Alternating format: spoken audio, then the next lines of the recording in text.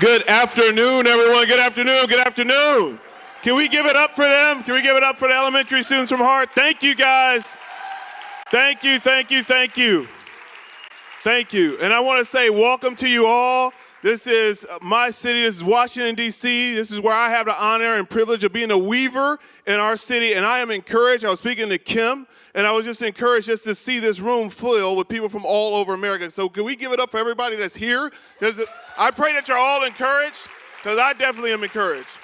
So I get to be a weaver here in Washington, D.C. I had an honor and privilege of being able to serve at the D.C. Dream Center. It's here in Southeast D.C. That's where we have been for 23 years. How I get to be a weaver is by listening and earning trust to build relationship so that people can allow me into their lives so I can earn that right to be heard to share Jesus. So I get to meet the practical needs to building relationship with people. That's what I get to do every single day. So whether it takes the form of a mentoring program or after-school program, or maybe it takes the form of a community fellowship or a block party, that's how I get to weave the community for the name of Jesus here, and it's all about love. So I realize that you all will probably have very similar stories, but I've had the privilege of being able to kick you all off. So thank you so much, David. Thank you, everyone from Aspen, for getting us here. And Kim, it's on you. Hey, everybody. I'm Kim. I'm from Chicago. Woo, Chicago! And I get to weave the LGBTQ people by first insisting that those are but a few of the letters, and they each has a rich history and an unknown but undeniable future. And I use all of this complexity in service to a liberation in which no community is left behind. Thank you all.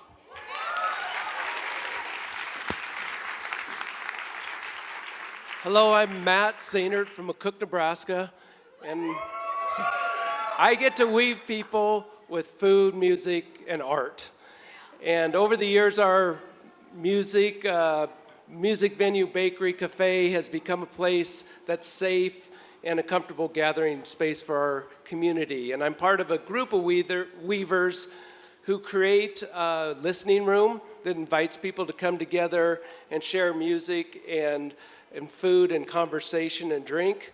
And then another group that has a 23-year-old storytelling festival in our community.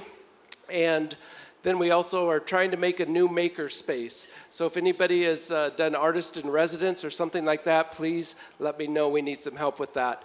One of my favorite folk singers, Daryl Scott, said, "Fritters make friends." We take that to heart, and we invite all of you to come to McCook, Nebraska to share apple fritters.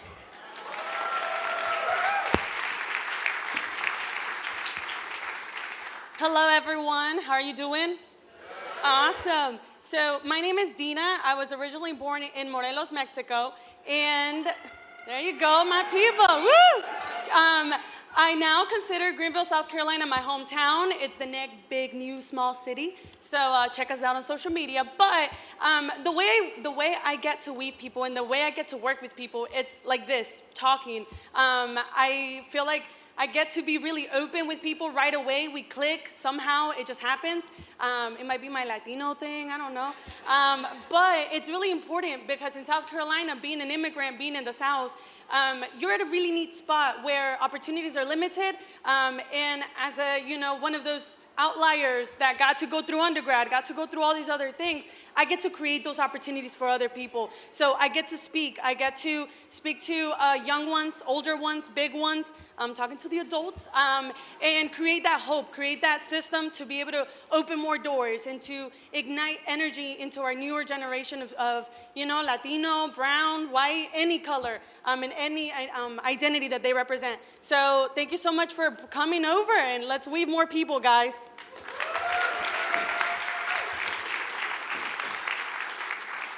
Hello, I'm Mike Malcolmus. I'm in the 3rd Ward of Houston, Texas. And we weave down there in the community by building a private and public partnership between universities and hospitals and our early childhood school to study the effects on young kids and education under continuous stress. in the hopes to build an evidence-based, trauma-informed, social-emotional learning curriculum that can be scaled out to affect tens of thousands of kids around the country.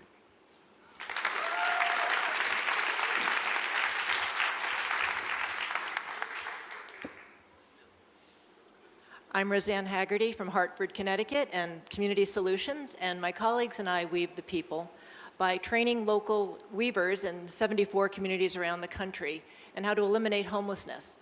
In these 74 places, we train them in how to collaborate to fix the problems that leave their neighbors homeless. And they're not just showing that homelessness is a solvable problem, they're actually solving it. The first 10 communities through these new relationships and new commitments have ended chronic and veteran homelessness.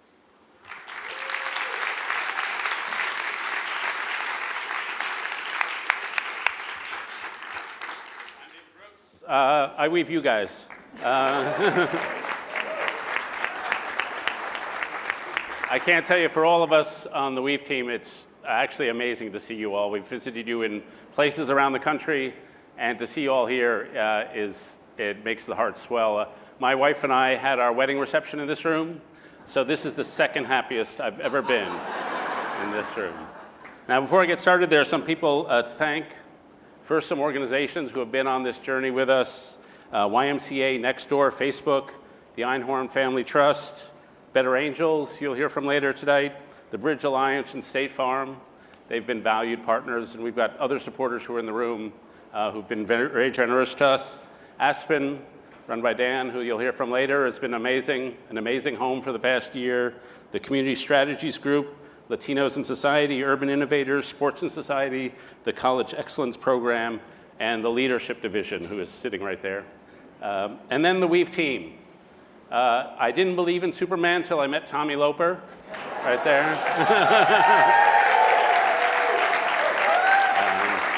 But Tommy, Crystal, Michael, there are many of them around. We've got these orange lanyards. If the Weave team could all stand up or somehow make themselves be present. Michael, April, Elizabeth, Isabel.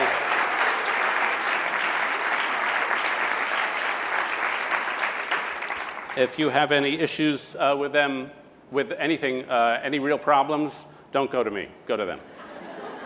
Now, it's actually kind of unusual that I would be in any sort of Weave community. I am not the most socially extroverted person on the face of the earth. When I was 7, I read a book called Paddington the Bear, and I decided at that moment I wanted to become a weaver, or a writer, I mean, not a weaver, a writer. Sort of solitary profession. When I was in high school, I wanted to date this woman named Bernice. She didn't want to date me. She wanted to date some other guy, and I remember thinking, what is she thinking? I write way better than that guy. And so my values were writerly values. Then when I was 18, the admissions officers at Columbia, Wesleyan, and Brown decided I should go to the University of Chicago, which is also a bit of a heady, solitary place. The saying about Chicago, it's where fun goes to die.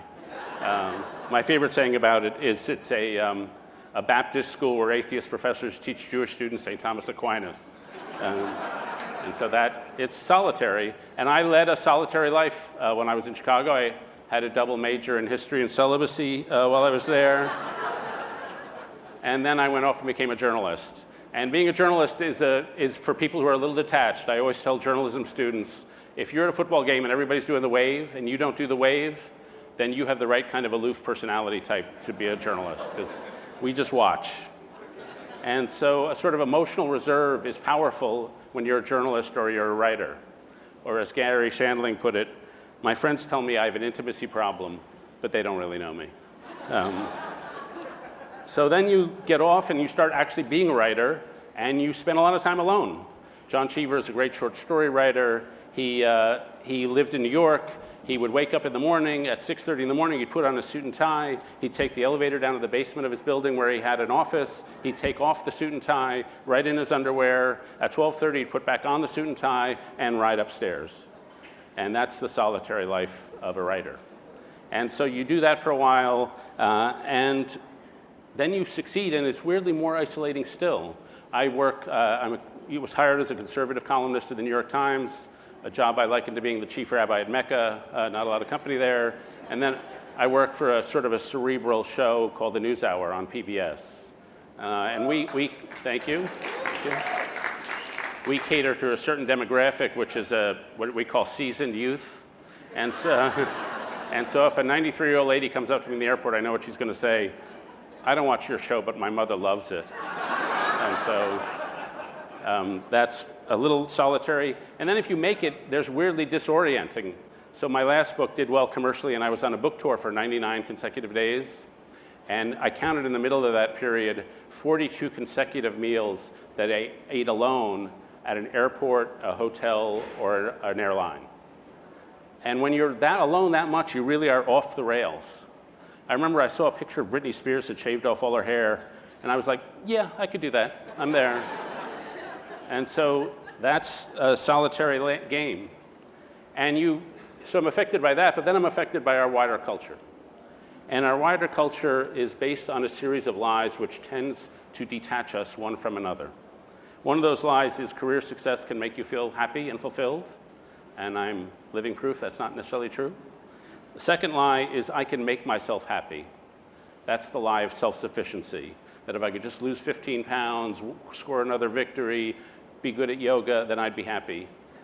But when we talk to people at their end of their life, and everybody in this room can attest, you're most happy when you defeat self-sufficiency and when you become dependent on one another in deep relationship. The third lie is that life is an individual journey towards success. You may have seen this book, Oh, the Places You'll Go by Dr. Seuss. It suggests the kid graduates from school and has a series of experiences on the way to success. The kid has no family, no friends, no relationships. I ran into a researcher a couple weeks ago who said, immigrant communities don't like this book because that's not how they see life. And so it's about relationship. And then there are the lies of the meritocracy. The emotion of the meritocracy is conditional love, that you can earn your way to love. The anthropology of the meritocracy is you're not a soul to be saved, you're a set of skills to be maximized. The judgment of the meritocracy, which we pretend not to admit, is that people who are successful and smarter are worth a little more than everybody else. And these are poisons in our culture. And so they shape a lot of people, and they distort a lot of things, and they distorted me. I had every blessing you can imagine. I had an extremely lucky career. I've had an extremely lucky career.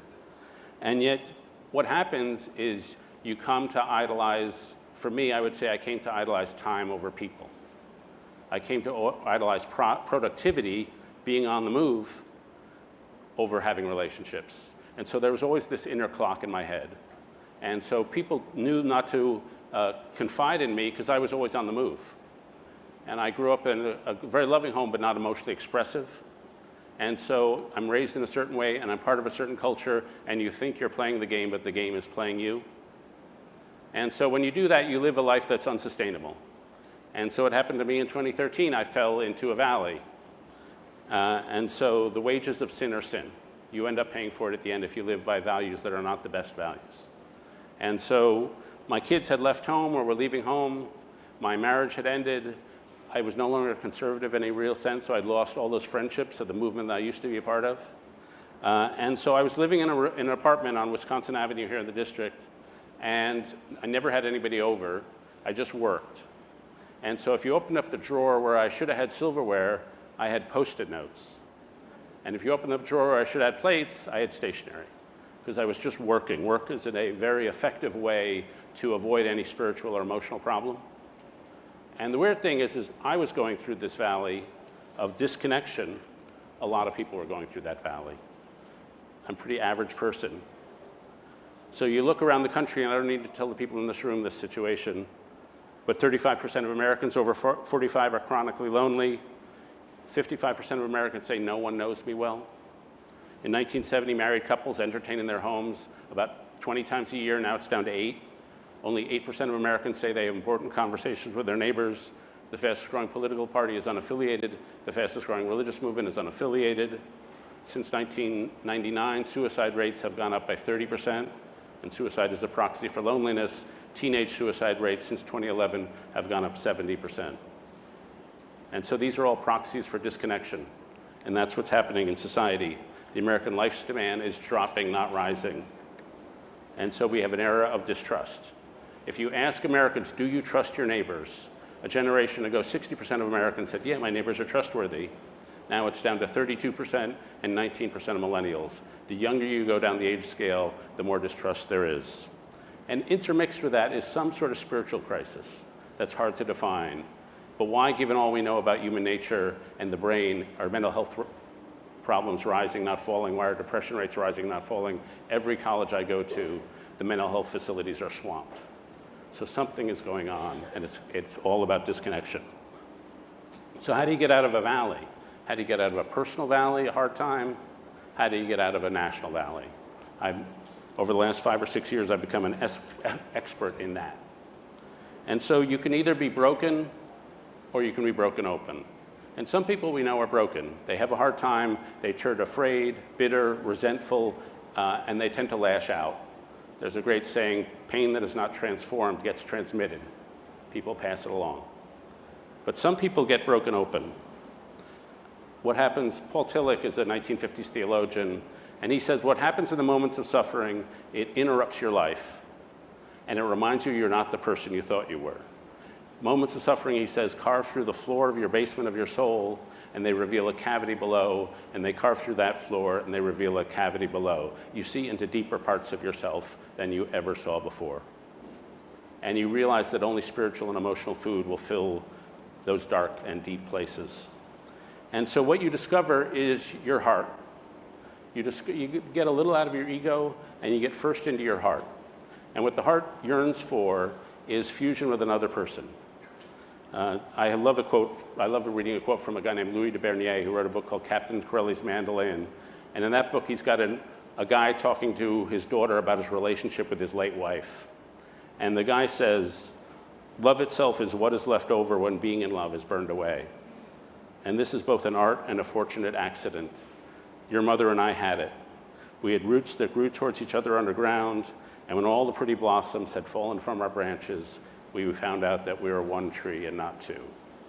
And the heart yearns for that. The other thing you find out down there is the soul. Now, I don't ask you to believe in God or not to believe in God.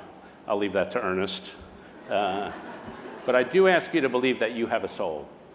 I ask you to believe that there's some piece of yourself that has no size, weight, color, or shape, but is of infinite value and dignity. And the rich people don't have more of this than poorer people. Old don't have more than young. It's our soul. And what this rape is not just an assault on a bunch of physical molecules. It's an attempt to obliterate a human soul. Slavery is wrong because it's an insult to another human soul. And what the soul does, first, it gives us moral responsibility. A tiger is not morally responsible for what it does, but we are morally responsible. And the second thing it does, it gives us yearning. The soul yearns to serve some transcendent good. I've met a lot of people, I've covered crime, I've covered wars, I've covered genocide. I've met a lot of bad people. I've never met a single person who didn't want their life to be good. And when they do bad things, they usually rationalize it in some way to say it was really good. We all have this yearning for good. We all want to serve some transcendent ideal. And the soul sings when it's serving some good. What Rabbi Wolf Kilman described, he was marching with King in Selma, and he later remembered the experience. He said, we felt connected in song to the transcendental, the ineffable. We felt triumph and celebration. We felt that things change for the good and nothing is congealed forever. That was the warmest, most transcendental spiritual experience. Meaning and purpose and mission were beyond words. Meaning was the feeling, the song, the moment of overwhelming spiritual transcendence. And we all yearn for that. And you are in this work because you yearn for that. The second, so what you have to do in those moments of suffering is you go down into those deep places and you realize something Einstein said, which is that you're never going to solve the problem you're in at the same level of consciousness that you created it at. You have to get a bigger consciousness. And that's what suffering does if you're lucky.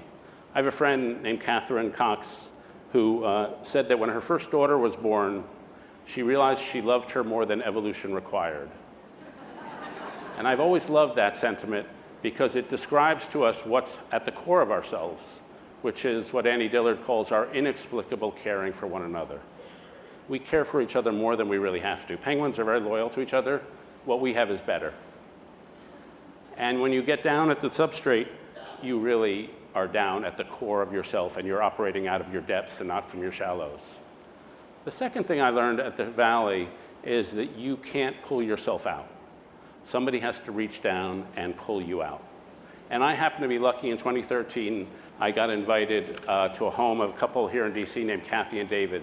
You'll meet Kathy tomorrow. And they had a kid named Santi who went to DC public schools. And Santi had a friend named James whose mom had some health and other issues. And James sometimes needed a place to live and a place to eat. And they said, James can come over to our house. And then James had a friend, and that kid had a friend, and that kid had a friend. And before long, by the time I went to dinner there on Thursday night in 2013, there were like 30 kids around the dinner table and 15 or so sleeping around various parts of the house, it seemed. The community is called AOK, and you're going to meet a bunch of AOK kids this week. I walk in the door, uptight, middle-aged white guy. I reach out my hand to one of the kids and to shake his hand, introduce myself, and he says, we don't really shake hands here. We hug here. And I'm not the huggiest guy on the face of the earth, but I've been hugging every Thursday night for 6 years at AOK. And what we do with the technology, every organization here has a technology of convening. The technology of convening at this place is the dinner table. We have the same meal every Thursday, chicken and black rice, and we go around the table and we just put our shit on the table. Sometimes it's really good. Somebody passes a GED, somebody qualifies training for the fire department. Sometimes it's bad. It's depression, it's a teenage pregnancy. One of the young ladies, her kidney failed. And so David, the father figure, gave her a kidney. And you go through all that stuff together. I took my daughter there, and she said, that's the warmest place I've ever been in my life. I took a friend of mine, some of you may know, named Bill Milliken from Communities and Schools, and he told us something he says all the time, which is that I've been doing youth work for 50 years. I've never seen a program turn around a life. I've only seen relationships turn around lives. And so we build relationships. And what the kids gave me was first emotional transparency, and second, a complete intolerance of social distance. They do not allow you to be distant.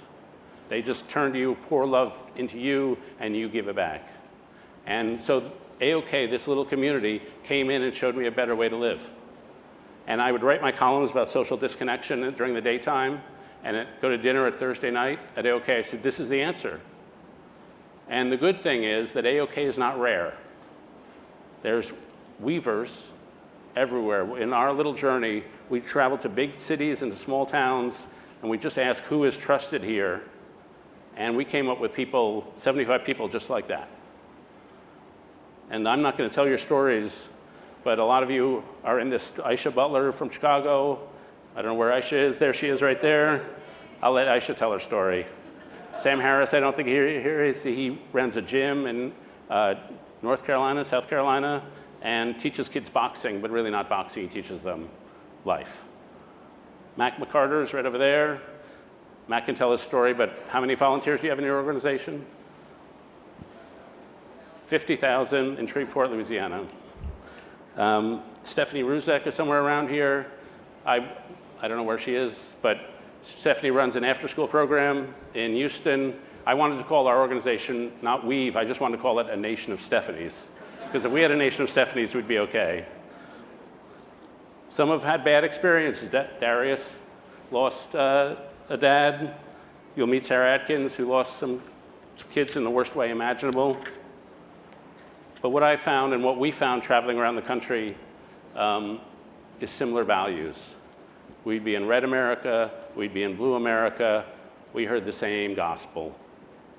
We met people who had moral motivations. The economists tell us we're motivated by the desire for money, power, and status.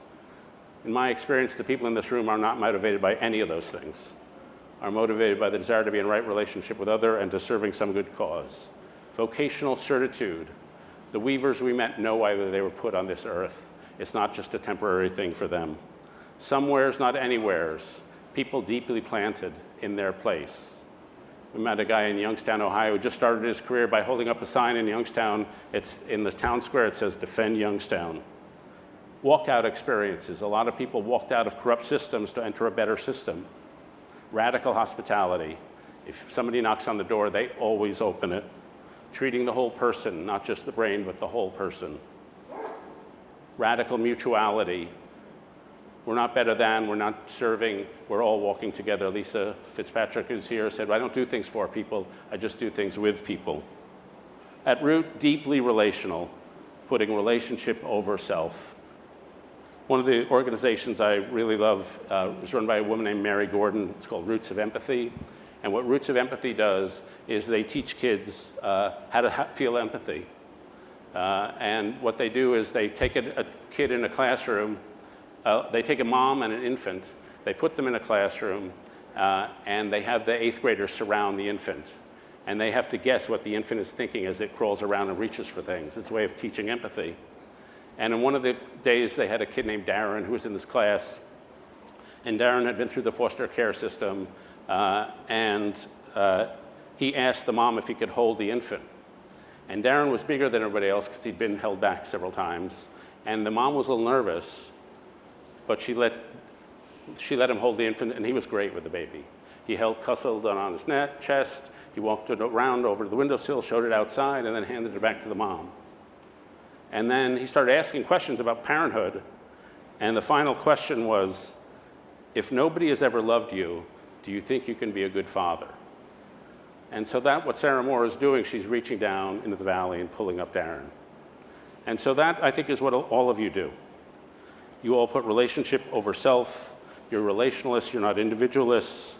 And somehow, we need to take what you do and scale. I often got the sense on our journeys, I'd visit organizations like the ones you're a part of, and it would be like Italian village hilltops. On the village, it looked great, but there are still a lot of valleys in between. So how do we get this effect to the valleys?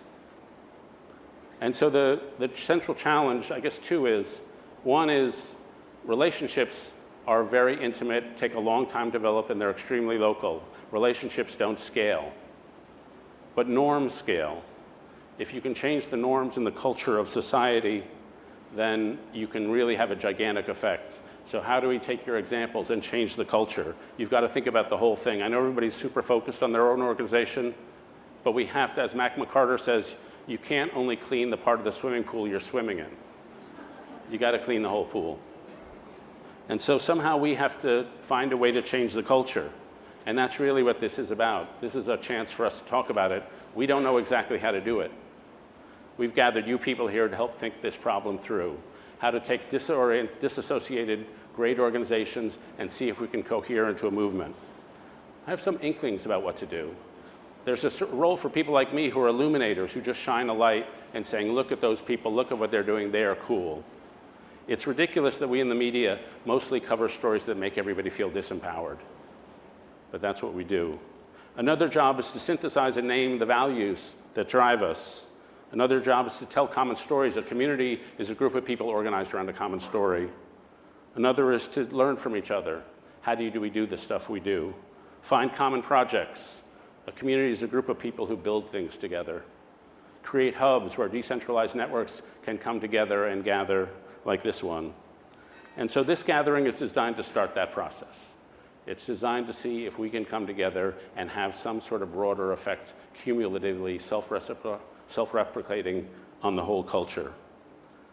And so this conference is designed not to be a conference, but more like a congress. More like somebody where everybody is a speaker, where we hope everybody will get up and speak. This is the longest speech you'll hear in the next 3 days. So today, our question for today is, who are we? Are we really one group? I sometimes say this is a movement that doesn't know it's a movement. And so I'd like today to explore our common values, explore the things we have in common together, and have some shared moments. Tomorrow, the central question is, how do we do the things we do? There are certain practical challenges that most of the people in this room face, and everybody has a piece of the answer, and the idea is practically, how do we face common challenges? How do we do the things we do? And so it's meant to be a sharing of wisdom. And then Thursday is, where do we go from here? How do we take what we have? What do we do to turn a group of disparate organizations into a coherent movement? What does a movement look like? And what does a movement need? Now, in the days coming up, leading up to today, I've really been feeling much more radicalized. I want to be shy. I don't want to be an egomaniac and say, I'm starting a movement. We're going to start a movement together. We're all doing this great heroic thing. The impulse is to say, oh, I'm just doing a little thing. I've decided to screw that. We're going to try to do something big. And you know, in 1962, some students from Michigan went to Port Huron, Michigan, issued the Port Huron Statement, and they created the New Left. And what they did is very impressive. A group of economists went to Montpellier, and I think it's in Switzerland in 1948. They essentially created the conservative movement. Feminists went to Seneca Falls. Civil rights movement went to the Philip Randolph Leadership Center. There are founding moments when people come together and they have, it's not where they complete the job, it's where they begin the job. And so I'd love to think this is that. Maybe we'll fail, but we'll have given it a shot. And we're doing it because there should be more weavers. Everybody should be enmeshed in a weave. You think of all the lonely people in this city and in this country and this world, they should be weavers. You think of the people who are wondering if their life has meaning, who feel depressed and wonder what their telos, their purpose is. Those people should be weavers. I work in politics most of the time. It's filled with angry tribal people who feel that morality is more about denouncing somebody else than it is about compassion and mercy and grace. They should be weavers. The people in this room, for all of us on the Weave team, you people have already changed our lives. This has been a transformational year for me, and I think I can speak for all of us. I look at all these familiar faces, just being with you for a couple hours sometimes just a dinner, sometimes seeing where you work, it has a transformative effect. That should happen to the whole country. It's an answer for us personally, it's an answer for us nationally. It should be a place where we sink down into our heart and soul, live out of those better desires, and we all say we are weavers. So that's what I'm asking you to do the next 3 days. Thank you.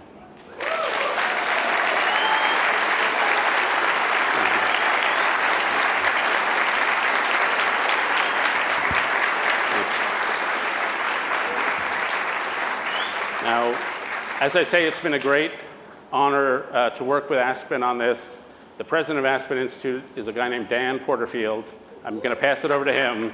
The one thing I've learned from Dan is if you actually care about other people, people like you. Everyone likes Dan.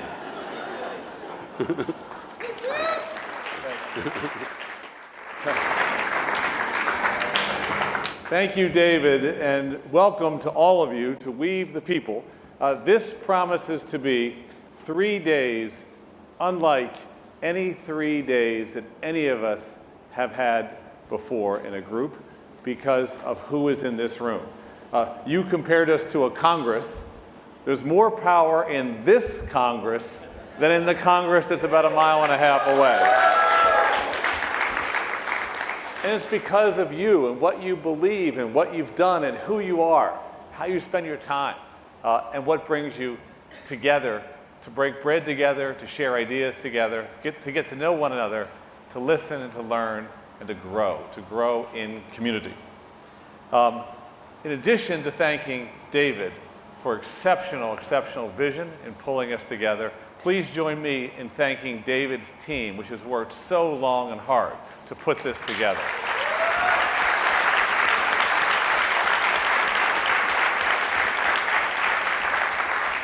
And this space is very special.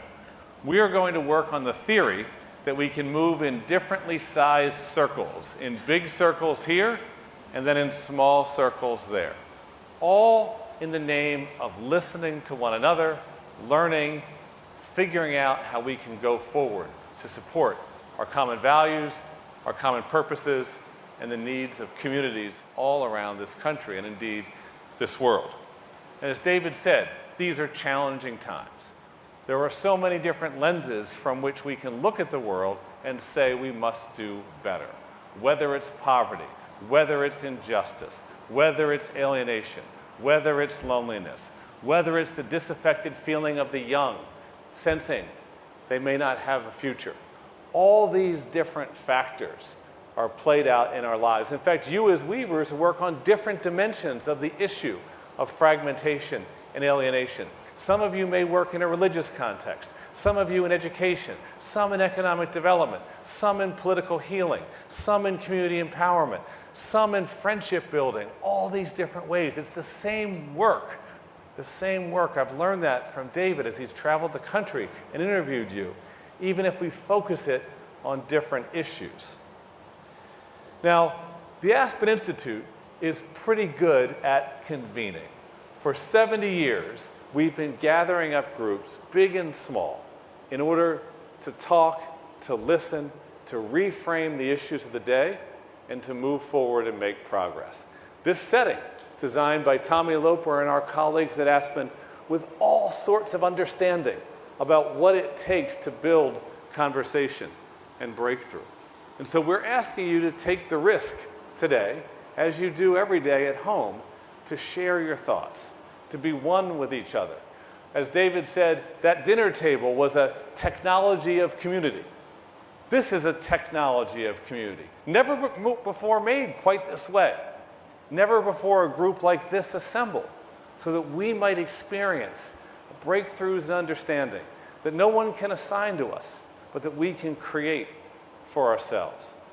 We ask you in the course of the conversation, of course, to listen, to have your minds open, to be free and willing to share your opinions. Be ready to hear ideas that challenge your own. Be ready to ask someone, why do you think that? It never occurred to me to understand the world that way. That's good. Deep, honest, candid, respectful discussion and engagement of the questions and purposes of life and how we live is essential to solving these problems that bring us together. In fact, we want to be able to take the risk to be vulnerable with each other, and what that requires is trust. With trust, we can each take the chance to share a little bit more, to go a little deeper, to express a little more uncertainty, or to express a confidence or a faith in somehow the ways we believe the world hangs together. And David, you modeled that for us in the way you reflected on your own personal experience. I don't think that the sort of political, cultural world that evaluates journalists gives David a standing ovation for exposing his soul a bit to everybody else. That was a risk he took that was almost outside of the norms of his profession, countercultural within the culture of New York Times journalists, to actually speak from the heart and to talk about the valleys and not just ideas. And thank you so much for that. That's the model, what we're going to do today.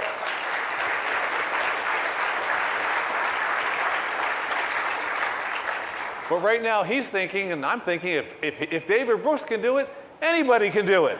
Anybody.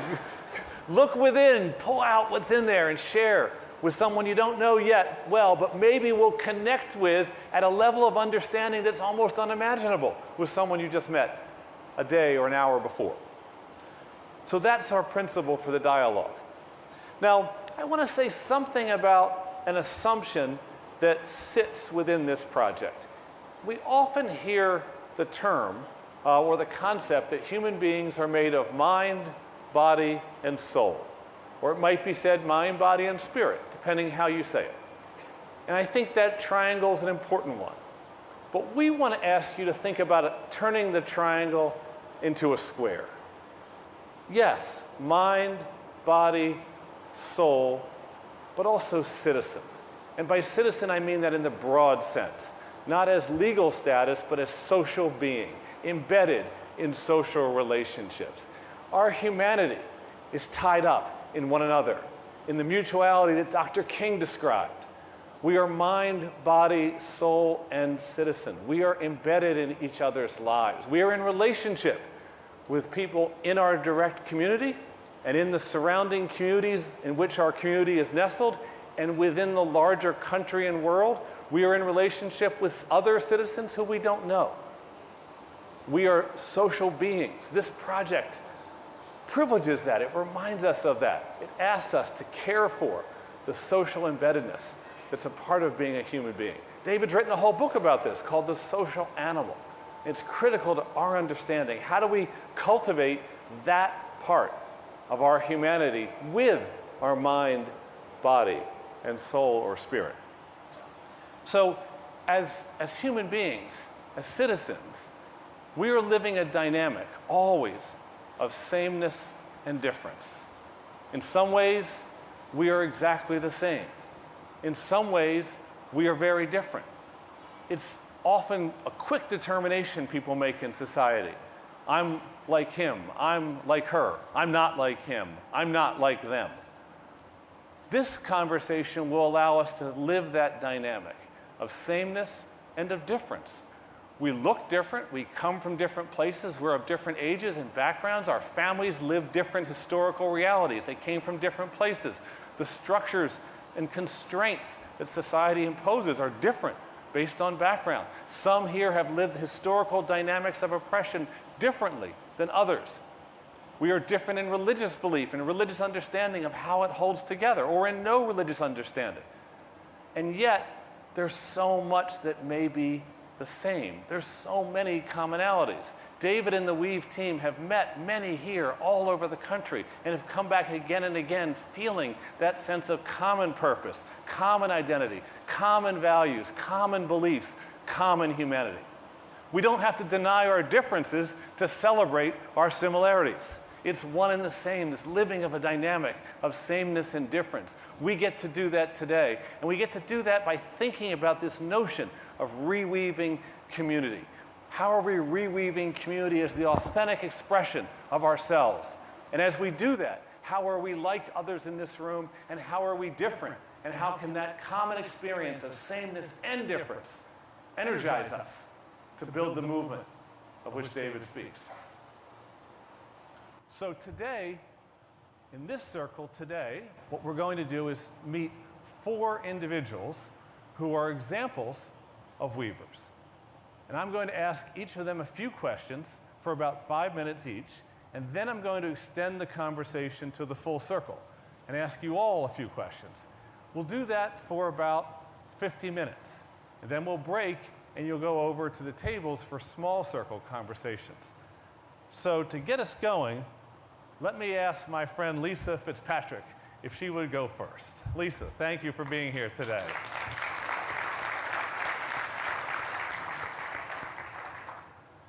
Hello? So Lisa comes from New Orleans. I had the chance to meet her in Austin, Texas, about 6 weeks ago. There we go. Okay, it's on now. Hello, Dan. Nice to see you again, Lisa. Thank you. We just had a chance to talk by phone a couple days ago. I learned about you before I met you because David shared a little bit of your story. And I have a couple questions I'd like to ask you, and then I'm going to ask 3 other weavers who are with us today. And the first one, Lisa, for this group is, could you just briefly, for a minute, say what it is that you do that makes you sense that maybe you're a weaver? Well, Dan, I'm not sure that I could use that term until I had words for it, thanks to David. Oh. So what I do in the city of New Orleans is we weave community with a group of young people. It started a little over 10 years ago when we opened up our home to 2 kids who came to play games with our little ones, but they really came to check out my teenage daughters. 2 turned into 10 till one day I counted 35 kids in my living room. And I asked one of them, about a 16-year-old young man, why are you hanging out with this old lady on a Saturday afternoon? And his answer struck me. He said, because you're the first person who ever opened the door. Yeah.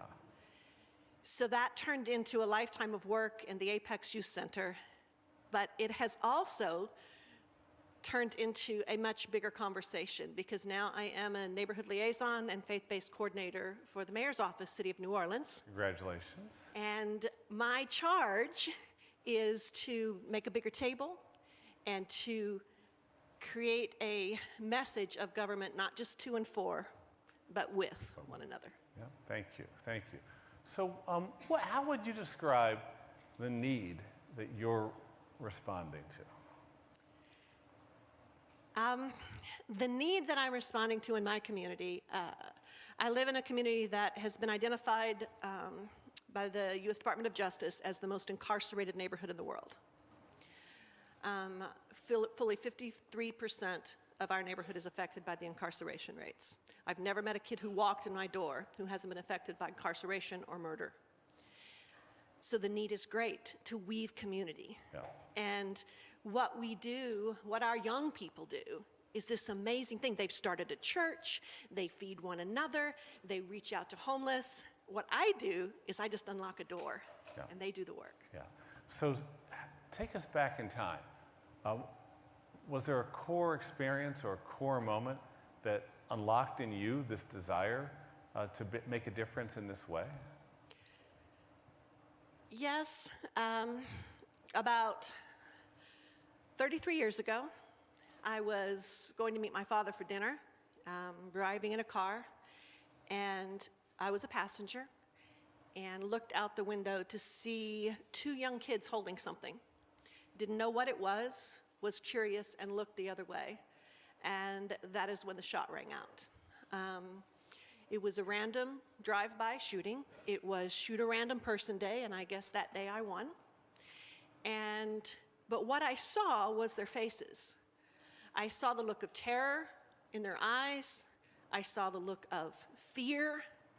And I realized in that moment that I was not a victim. I was collateral damage in a war that I didn't start and that those babies sure didn't start. Yeah.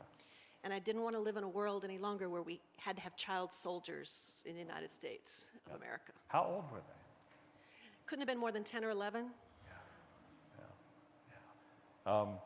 So 33 years of work, and there may be forces out there of cynicism or forces of fatigue, but those forces don't touch you. Oh, yeah, they do. I'm old and I get tired sometimes. So what is it that sustains you? My community, this wonderful group of young people. When Apex closed and the youth center closed, Apex didn't close because, as Dion says, Apex can't close because Apex is here. When our youth center closed in December, we went through a period of unemployment and unknown. And some of our community didn't know that I just recently got this new job. And on Thursday, Jimmy jumps in front of my car, literally jumps in front of my car as I'm pulling up, and says, Ms. Lisa, I just got my food stamps today. Can I take you to Walmart and buy you something? That's community, and that's what sustains you.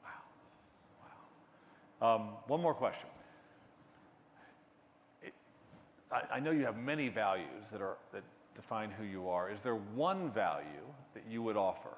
And I'm going to ask others this question too. One value you would offer that you believe are critical for all of us that hope to build and sustain community?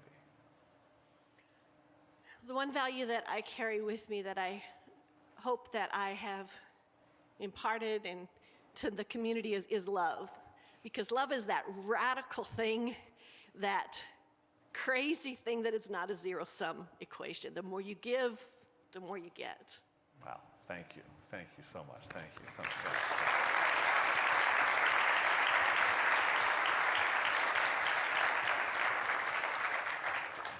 When Lisa said love, you could feel the architecture of the Capitol starting to crack. I'm glad we're here. We're safe here. I'd like to invite Pancho Arguelles. Thank you so much for being here, Pancho, from Houston all the way. Please stand.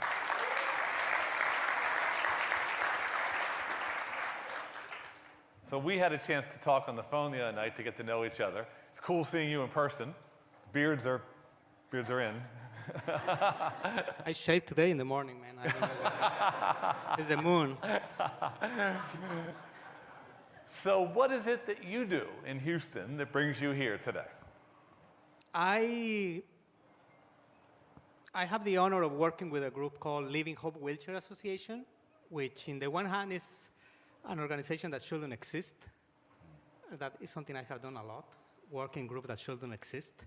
Because this is a group that had to form, this is formed by immigrants who suffer spinal cord injuries, working, building homes, or falling from trees, or as victims of crime, or in car accidents. And they had to organize in 2005 when the hospital district decided to stop providing them with catheters, diapers, wheelchairs, basic stuff that you need to survive if you have a spinal cord injury.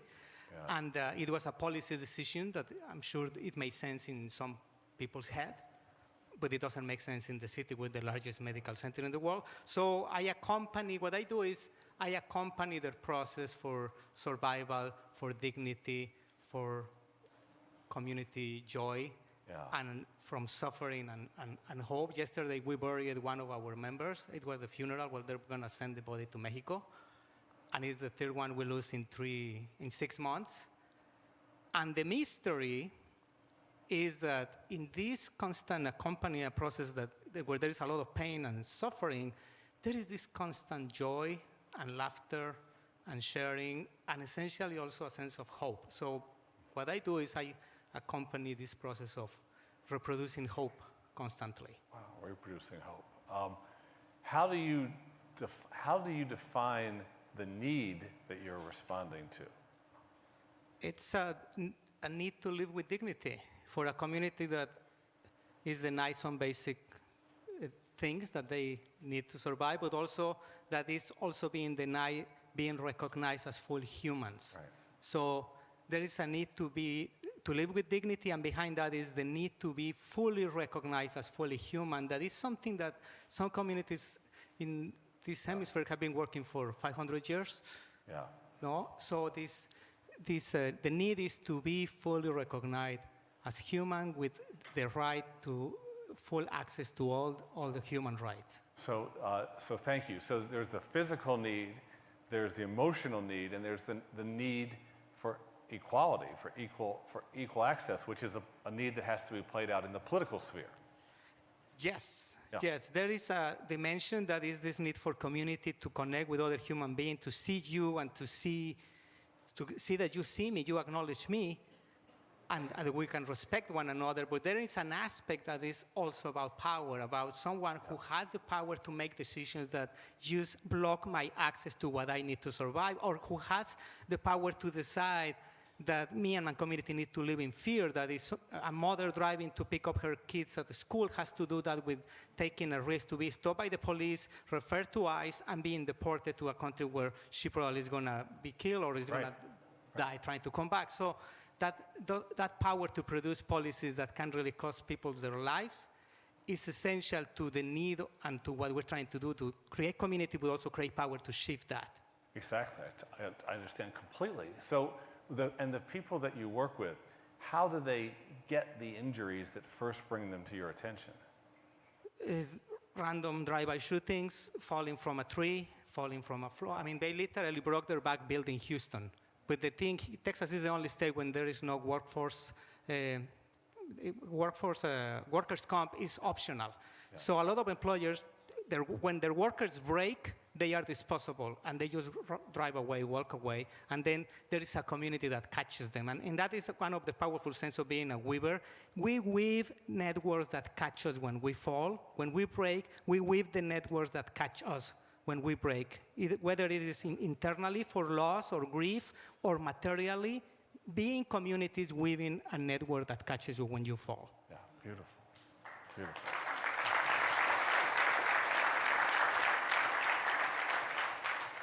So, if I may, the same question I asked Lisa, how did you get into this? Somebody invited me. That's a short question, which is great. I was 18 years old, finishing high school, and somebody said, you want to go to Chiapas, southern Mexico, to give 1 year of service as a rural teacher in the mountains? I was like, yeah, great, yes. And then I discovered what community is. I discovered what poverty and oppression and spirituality integrated to everyday life is. Yeah. And that was 36 years ago. So I got really lucky. Yeah. And have been learning, accompanying people since then. They teach me what does it mean to be human, to have faith. Yeah. I'm fortunate to have been influenced by Jesuits in my years in school, and then later to work as a teacher in a Jesuit school.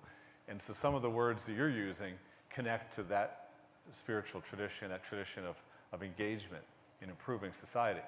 The Jesuits would sometimes say that when someone had that experience like you did in Chiapas, they were ruined for life. Mm-hmm. because they could no longer take pleasure in some of the ordinary things that a person without that critical consciousness might take part in all the time. Do you feel ruined for life? Yes, but it's not guaranteed because I can always get back on the horse. Privilege is very tricky. Yeah. So Thank you. So today, you're not done yet.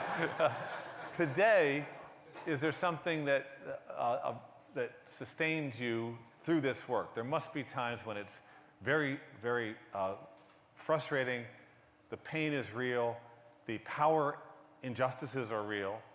So how do you stay motivated and positive and able to continue your work? I don't think I stay positive all the time, and there is a rage that is there, that is real, because these are not issues. This is life and death.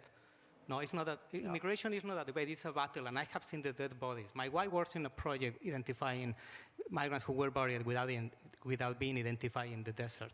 So these are not issues, it's families. So sometimes there is a rage that consumes, but only God can burn without consuming herself. So it's community. It's community. Yeah. It's having a mirror that shows when I start getting bitter and burn out, it shows me that that's not who I want to become, and it's time to stop. But it's also love and a social expression of love, which is compassion. I really I have learned the hard way to try to be more compassionate with myself when I fail, when I cannot solve something, just to try to connect to compassion, and then I can be compassionate to others. Last question. You used the word accompaniment earlier as an important value that orients your work. And could I just ask you to explain for this audience, what is accompaniment to you? What does that mean? Yeah, that's how they trained me in Chiapas. Yeah. It wasn't the Jesuits, it was the Maris and other people, but it's common for us.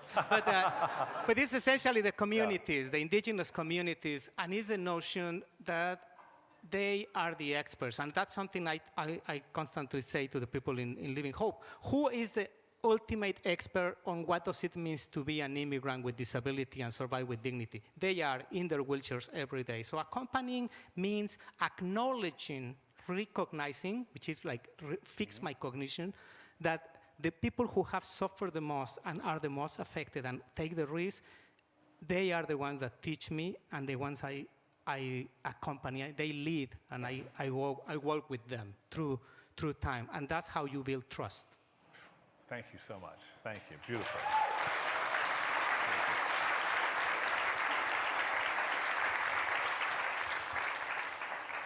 So I'm very excited to introduce you to LB Prevet.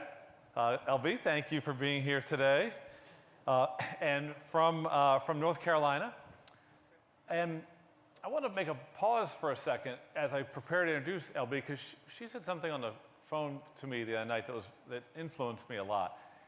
So the point I want to just posit is that we can be weavers independent of the job we have. Everybody here is a weaver. That's the idea. You're not a weaver because you're hired to do something, although you may get paid to do something very important, but you're a weaver because you're a weaver. And something you said clicked that in me, because it seemed like it was just so authentic to you, yourself, to be a CUNY builder. So tell them, what is it you do? What brings you here today? I'll start that out with saying, I don't know. And I kind of want to turn that to everyone, because also David said you need to, or excuse me, you had told me we need to be trusting to have a vulnerable conversation. I'm going to flip that around and say to have a trustworthy conversation, we need to be vulnerable. So I'm going to ask everyone who, when you first heard that the Aspen Institute was coming to your town, went, really? Will you raise your hand if they wanted to talk to your group and your organization, and you're like, someone like this is interested in us? I think it's important that we start there, that we're all still figuring it out, and that's okay. The group I work with is called Forward Wilkes. We try to create just spaces for community to happen. We're nestled in the foothills of rural Appalachia, so we are rich in faith-based communities and lacking in other social organizations. So that's the work we do. It's not my full-time job. It kind of started out of me just having people over. I lived on a farm without internet or Wi-Fi. That's how I've grown up. That's how I've lived until the past couple years. So I just think it's normal to talk to people.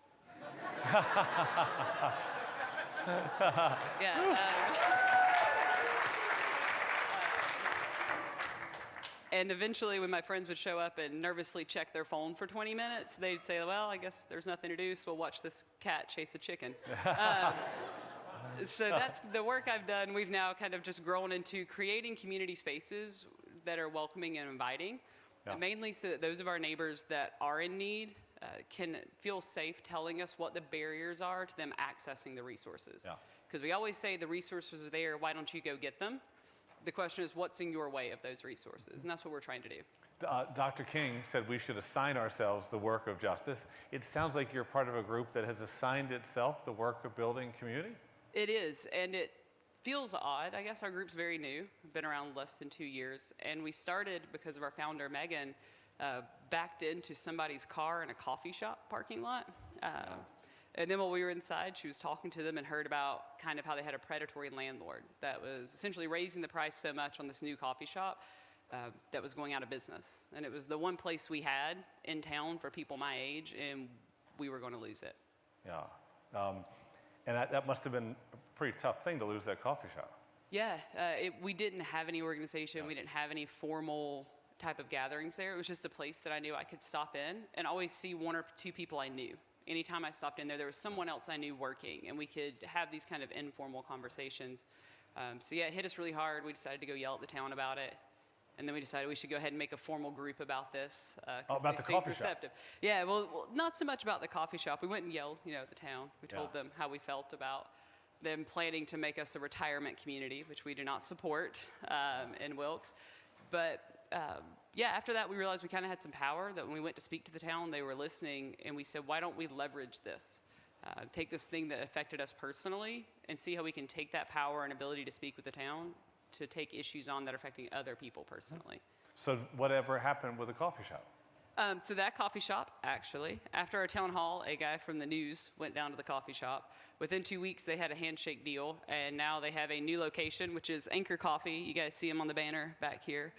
Those Anchor guys. Yeah, so they have a brand new location. We hosted a public forum there a couple weeks ago, where they're really great to let us use that space. So we're very grateful that it was saved. Congratulations. Thank you. Awesome.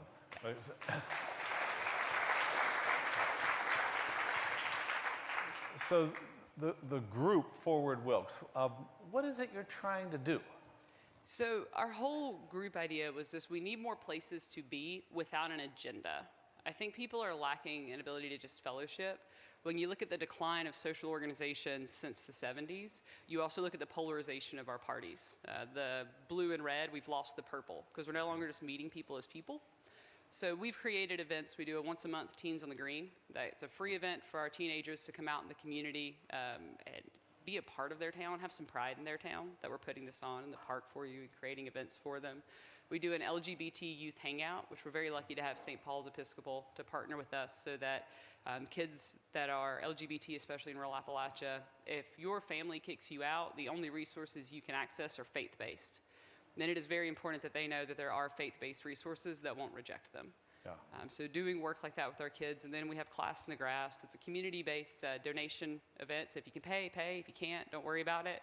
But we do yoga, Tai Chi, and just places where we can all come out into our grass, our community commons down the stage, and be in fellowship together. So I know this brings you a lot of joy. And is there a value you would say is a big thing that you get from this, you bring to this, you suggest we consider here as an important part of reweaving community? I think for me the biggest value is neighborliness, which is a real word now, in case you were curious. I think about growing up, my father was a farmer. I grew up farming, and he would work and work and work, and then look at me and say, go to school, work hard, get a good job. I don't want you having to live like this. And after he passed away, I kept doing what he told me to do, trying to work hard, trying to not have to live like him. And when I came back to Wilkes, I realized that he may be one of the few adults who have it backwards, where we always say, do as I say, not as I do. He was wrong. I needed to stop listening to what he said and do what he did, which is go work all day, come home, drink a cup of grape Kool-Aid, and go help my neighbors. And I think that neighborliness is how you can make the level of exhaustion we all deal with feel good. It works.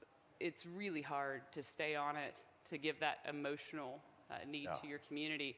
But man, if it doesn't feel good, for every little change and victory you get to celebrate together. Yeah, thank you so much. Thank you, sir. Thank you.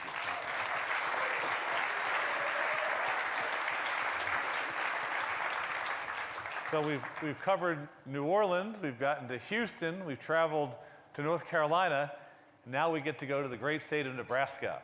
This is Rhonda. Welcome, Rhonda. Thank you for being here. Dan. So what is it that brings you here today?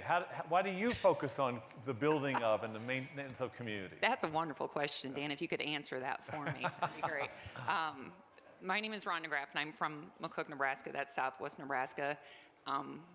Most likely, I did bring a fan club, if you guys want to cheer me on. Anyhow, most likely you've not been there. You do not end up there accidentally, and that's a cursing and a blessing for us because it's a rural ag-based economy is where we're at. And now I forgot your question. My question is what? So you're why we got here? Like LB said, when we got the call to be here, and when Mr. Brooks came to visit, it was just like we are blessed, and that's probably going to be the theme for while I'm talking to Dan. Is it? To be lifted up, as examples. We are blessed with our resources in our community. We're blessed with people that are willing to go out there and do those things. So you help people. So what do you do? How do you like to help people? That is a good question, and I am truly humbled. Number one, to be part of with Lisa and LB and with Poncho. When we did that call last week, I was overwhelmed by just what you guys are doing, and then to be part of this group is. It's just wow. That's all I can say. So what I'm doing is just little things in my eyes. I have 7 kids, and so yeah. Anyhow, that's not the accomplishment. As I read David's book about the first and second mountain, the first mountain was having the 7 kids, and now I am on that second mountain. And I started on this process of being a weaver, I think when my youngest hit kindergarten, because everyone thought I had all this free time on my hands. And so I've just become more and more involved in the community. And sort of like Poncho, that somebody asked. And that's one thing that we are learning as we work in our community is people want to be asked. They want to be involved. But there's a lack of confidence. And so that's what I hope that I do, is that I go out there and I just do things. As my friend Matt got up here and said, we talk about this a lot, that what we do is because we are greedy and we like to do the things that we like to do. So I do triathlons. And so I've started a fitness series in our community where I put on 11 events throughout the year. So we have 1,000 couple people that do that every year. I like to do races. We've started an outdoor concert series. We just had a dog park that was installed that we've just literally got the nonprofit for last week. What I'm hoping that I set, number one, for my kids is an example that I have kids who want to go out there and be productive and useful people in society rather than a hindrance. And then what I hope is I set an example for the rest of the community. As my friends know, they get to go on adventures with me. I'm always pulling them to do things, whether it's a cross-country bike ride or to sit down and write for the evening. Yeah, and how do you define the need that your way of living addresses? So the dog park, and this sounds so insignificant. Sorry, as I'm sitting here, but what I'll lift up the dog park that we just did. We had gone out in the community and we started asking people because of a fundraising campaign that we had done. I work for the McCook Community Foundation, which is part of the Nebraska Community Foundation. And we had just learned that people wanted this dog park. And it sounds insignificant, but what it does, it's another layer in our community that we are trying to build the lofts in our downtown. They need this to be part of their community if they want to live there.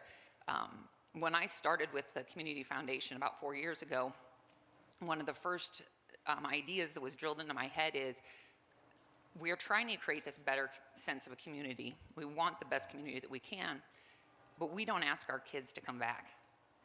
And so I had to do that with my oldest kid. I literally turned to her and said, I want you to move back home. That's her decision, but we do that.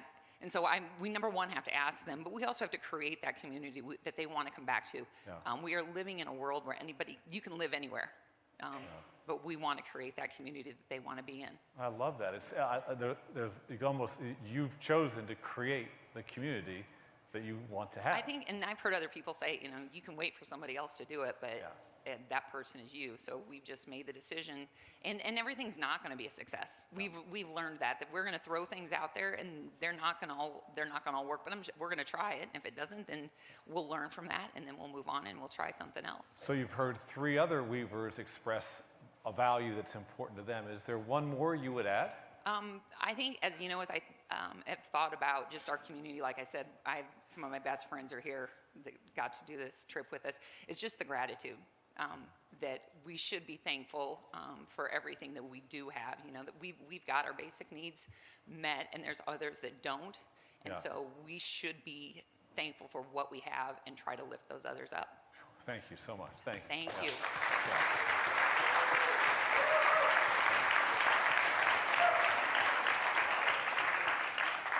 So that's a version of the power that we're claiming. We each have the power to create the communities that we seek. And I'm going to ask the group to get to know each other around this question first of your values. We heard 4. Lisa, you said love was a value that drives you. Pancho, you said accompaniment. You also said empathy was the word I heard. Yeah, compassion. LB, you said neighborliness. And Rhonda, you said gratitude. Can I ask anyone who wants to raise your hand, name where you're from, and a defining value for you in this work, in this way of creating community? We'll just move around and get some more voices heard. Yeah, and please do stand, yes. How you guys doing? My name is Jessica Disu. I'm also known as FM Supreme. I'm from Chicago. Shouts out to Chicago, One of my values is nonviolence, most definitely. One of the values is? Nonviolence. Oh, nonviolence, thank you, yep. Who else? Yeah. Jessica Maria Ross, Sacramento, California. Belonging. Belonging, thank you. Hi, Sarah Spear-Selber, Houston, Texas, and I value #GSD.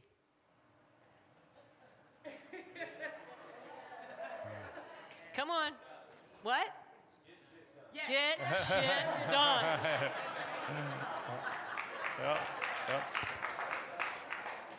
Hi, my name is Danny Wright. I'm from DC. I run an organization, I co-run an organization with this guy and that guy called Good Projects.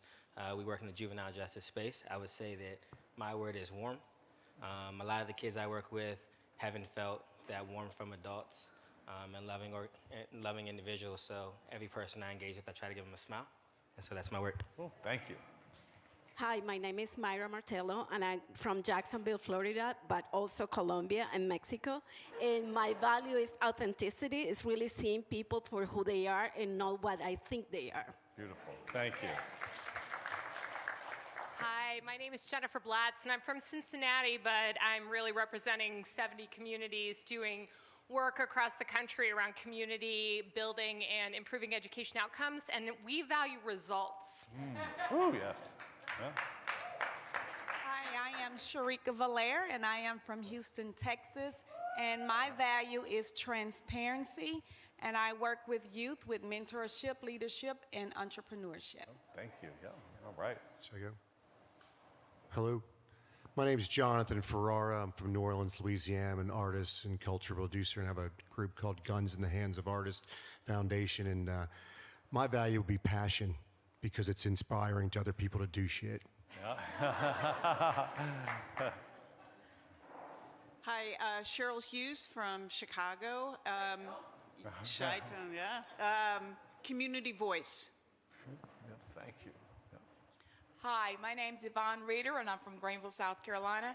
And my value is value. Everyone Right. has value, Yep. and we need to recognize that. Yep. Thank you. Let's hear a couple more.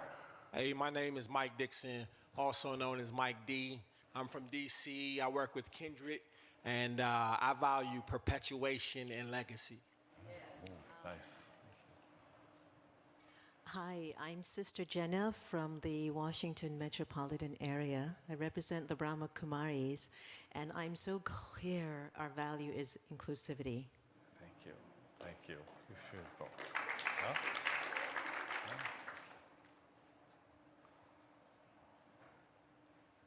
I can speak without a microphone. I value Jordan from Seattle. I value curiosity, just simply wanting to know someone for the sake of getting to know them allows connection to happen. Thank you, Jordan. Yeah. I'm Marnita from Minneapolis, and we bring people together across race, class, and culture to find common ground on major public policy issues. And I value stamina. This takes work. Yes. It does. It takes commitment, dedication, and exhaustion. Whew. Thank you. Yep. Yep. Is this on? I'm Latoya Thomas from Washington, D.C., principal and founder of Brick and Story. I believe in seeing and being seen. I spend a lot of time working in mixed communities in the real estate development space and often recognize that we have a big problem of not seeing certain people.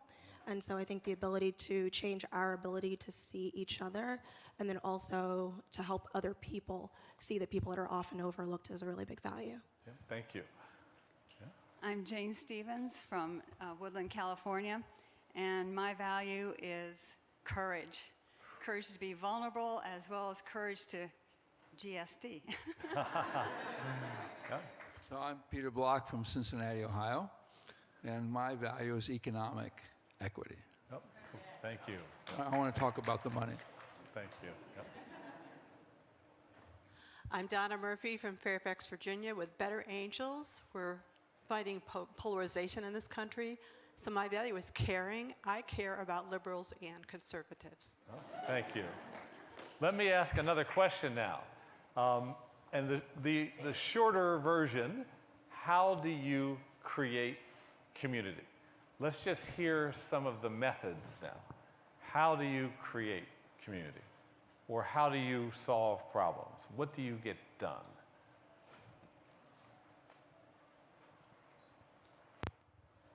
Leslie Schaller from rural southeastern Ohio. I think you have to have a really good sense of humor and be ready to have fun along the way to do this work. Thank you. My name is Kent Piquel. I'm from a nonprofit research organization called Search Institute, and we are working across the country to create community by defining what it means to create a developmental relationship in a kid's life. And our research shows it's 5 things. It's expressing care, challenging growth, providing support, sharing power, and expanding possibility. When kids experience those things, especially kids from marginalized communities, all their outcomes are better, their risk behaviors are lower, and it creates community. Thank you. My name is Alicia Montgomery. I'm a Washington, D.C. native, and I work at National Public Radio. And the way, thanks. Really appreciate that. Listening to understand and not to correct, because I think that we would work better together as communities if people felt like they could speak without being argued with, and that they could speak to people who are willing to understand their different point of view. Thank you. Thank you. Over here. Hi, everyone. My name is Lucy Ariano. I'm from San Francisco, California. I want to echo the economic equity and layer racial equity as well. We build community by dreaming really big. If we dream big, then we can start to map out the power, the inequitable structures that exist, and then break them down. Yep. Hi, it's Jennifer again. Just sharing, I'm from Cincinnati, Ohio, but I'm really from Strive Together, and we have a framework that our 70 communities work against. It is shared community vision, data-driven decision-making, collaborative action, and investment and sustainability. Thank you. Ooh, thank you. Hey, oh, sorry. Hi, I'm going again too. I'm Marnita, and I was in foster care. I was in 3 homes before I was 2.5, and I've been self-supporting since the age of 16. And I never fit anywhere, and I never belonged anywhere. And when I left home at 16, I said anybody who knocked on my door, I would fix them dinner. And so I've had more than 14,000 to my own home for dinner in the last 13 years. But we now are teaching people across the country how to engage in intentional social interaction. And it is a retail technology. It's the way Target makes you happy to buy red bath mats you didn't want. We make you happy to part with your preconceived notion of the other. And it's 5 things too. Research and reflection, authentic welcome, element of choice, sharing power, and fun. Thank you. Hi, I'm Joan Blades, and I'm doing living room conversations, so massive numbers of small, intimate conversations all around the country with leaders taking them and using them for whatever conversation they want to have. Thank you, Joan. Yep. Oh. Uh-oh. It's me now? Or is it him? Well. Hello. Hey, I'm Troy from Good Projects with the Good Guys. You're going to hear a lot from us this week. And I think one thing to create community is vulnerability and telling your story, because you never know who can relate. You never know who will join that community and be impacted by your story. And also being non-judgmental about people who are able to open up themselves. Yep. Thank you. Hello, my name is Jonah Whitcamp. I work with Nexus, Bridging Communities of Wealth and Impact, and the Healthy Democracy Coalition, uniting Republican and Democrat philanthropists. The question of value, humility, the question of how, group vision. I want to invite everyone in this room to close your eyes, feel everyone in this room. Imagine for a moment that everyone in this room will support you for the rest of your life. Thank you. Hi. Hi, Mike again with Kindred. And what we do is we're working to eradicate the achievement gap by creating authentic dialogue between people of difference. Thank you. I'm David. David back here from based in Hollywood, and we are focused on shifting cultural perceptions. Thank you, David. Michael Allen from Greenville, South Carolina. How do you create community? Get out the car. Stop in those communities that you're touring people on and get out the car and visit. Ask questions. Stop driving by and talking about that side of town. Stop buying houses, tearing them down. Ask that community what they need. They might need a store. Instead of tearing the house down, renovate it. That's what we do. Thank you. Next question. Next question from this. Dan, one last thing. Mike from Seattle. The way we create communities by empowering youth, giving them autonomy, agency, and just get out of their way and watch them do it themselves. Thank you, Mike. Next question. As you do this work, it doesn't just happen. There are blocks, barriers, obstacles, difficulties, even opponents. So what are you working to deal with that could frustrate your progress? Hi, I'm Kara Brook with the Foundation for Appalachian Ohio. One of the barriers that we face in our region is what we call a philanthropy gap. So the way that we weave is really by helping those that are building community, by trying to build philanthropy. We've started 10 community foundations and are building what we see as a holistic toolbox of grants and other resources. But in Appalachian Ohio and many rural areas like ours, we have 90% less philanthropic dollars. So it's a barrier we're active against. Barrier is resources to be able to do the best work. Hi, my name is Jay. I run a small local media organization in north central Ohio. And one of the barriers that we face in the Rust Belt is the self-image that we have of our own place that we live. The stories that we tell ourselves are not oftentimes the stories that actually reflect the people in our community, and therefore they impede our ability to move quickly to make progress and improve the place where we live. Thank you. Hey, my name's Matt Nicewander. I'm from Lawrenceburg, Tennessee. I'm a first-generation cattleman. I was raised by parents that were addicted to crack cocaine, currently I've got 3 kids that we've adopted that their parents were drug addicts. We're foster parents, and we do a lot in our community with the opioid crisis in rural America. The thing that we are fighting to overcome, personally, a battle that I overcame, and I'm working with my kids and the kids in my community, is the idea that the past does not have to define who they are today or for the future, that they decide by being intentional about their relationships and about their life, who they want to be and what they want to become. Yep. Thank you. Thank you. Darius Baxter, separated from me at birth, fellow Georgetown Hoya.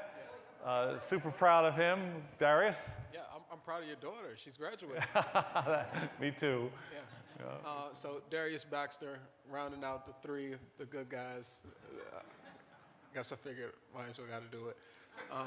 So there's a guy in here, you might have seen him in a Bank of America commercial once. He said his word is humility. And he taught me something that I think is very profound to answer your question, is that he taught it to me in reference to the school system. He said, if you're doing your job right as an educator, you're going to piss off at least 1/10 of the people every year.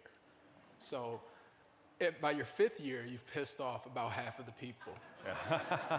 So by your 6th, if you're not fired, then you're really not doing your job very well, if you're really being innovative.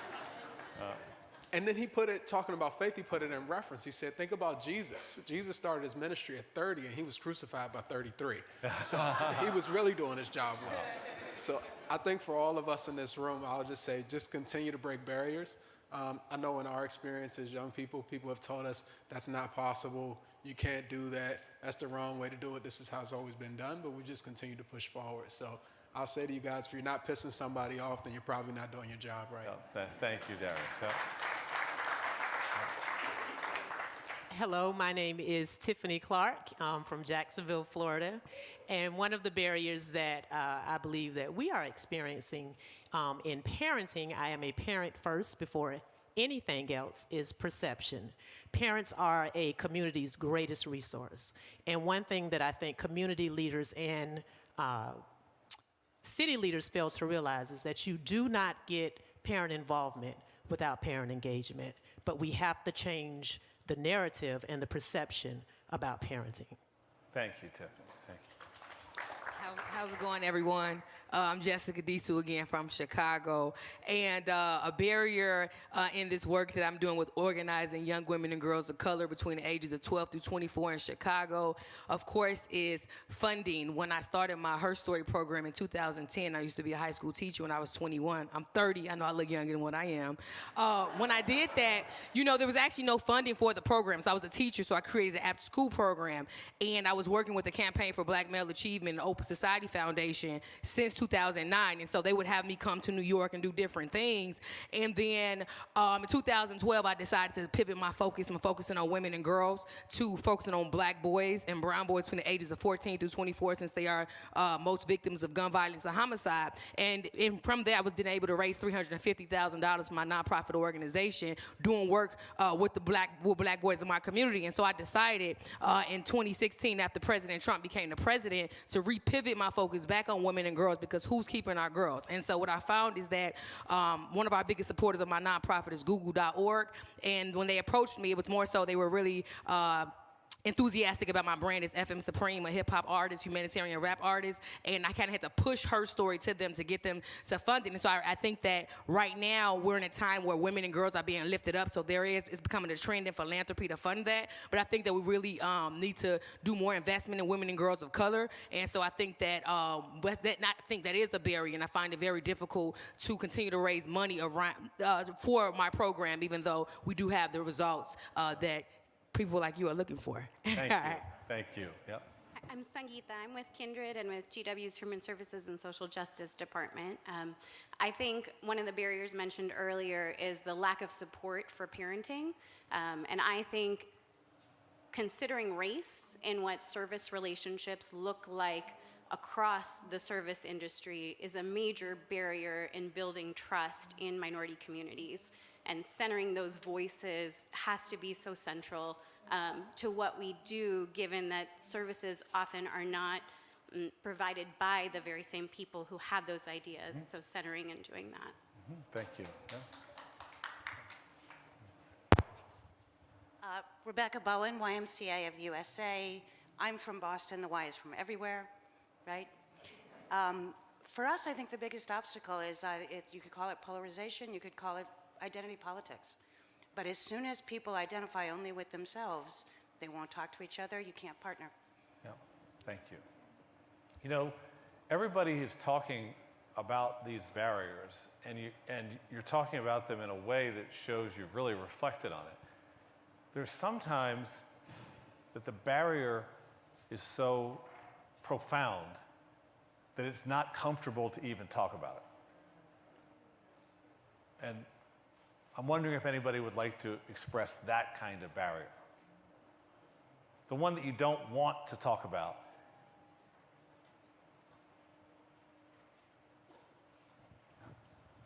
I'm Monica from Seattle. With the barriers, I was going to say fear, and very connected to that is people who feel that the conversation is over. The idea that the conversation is over, that I am right, and that is it.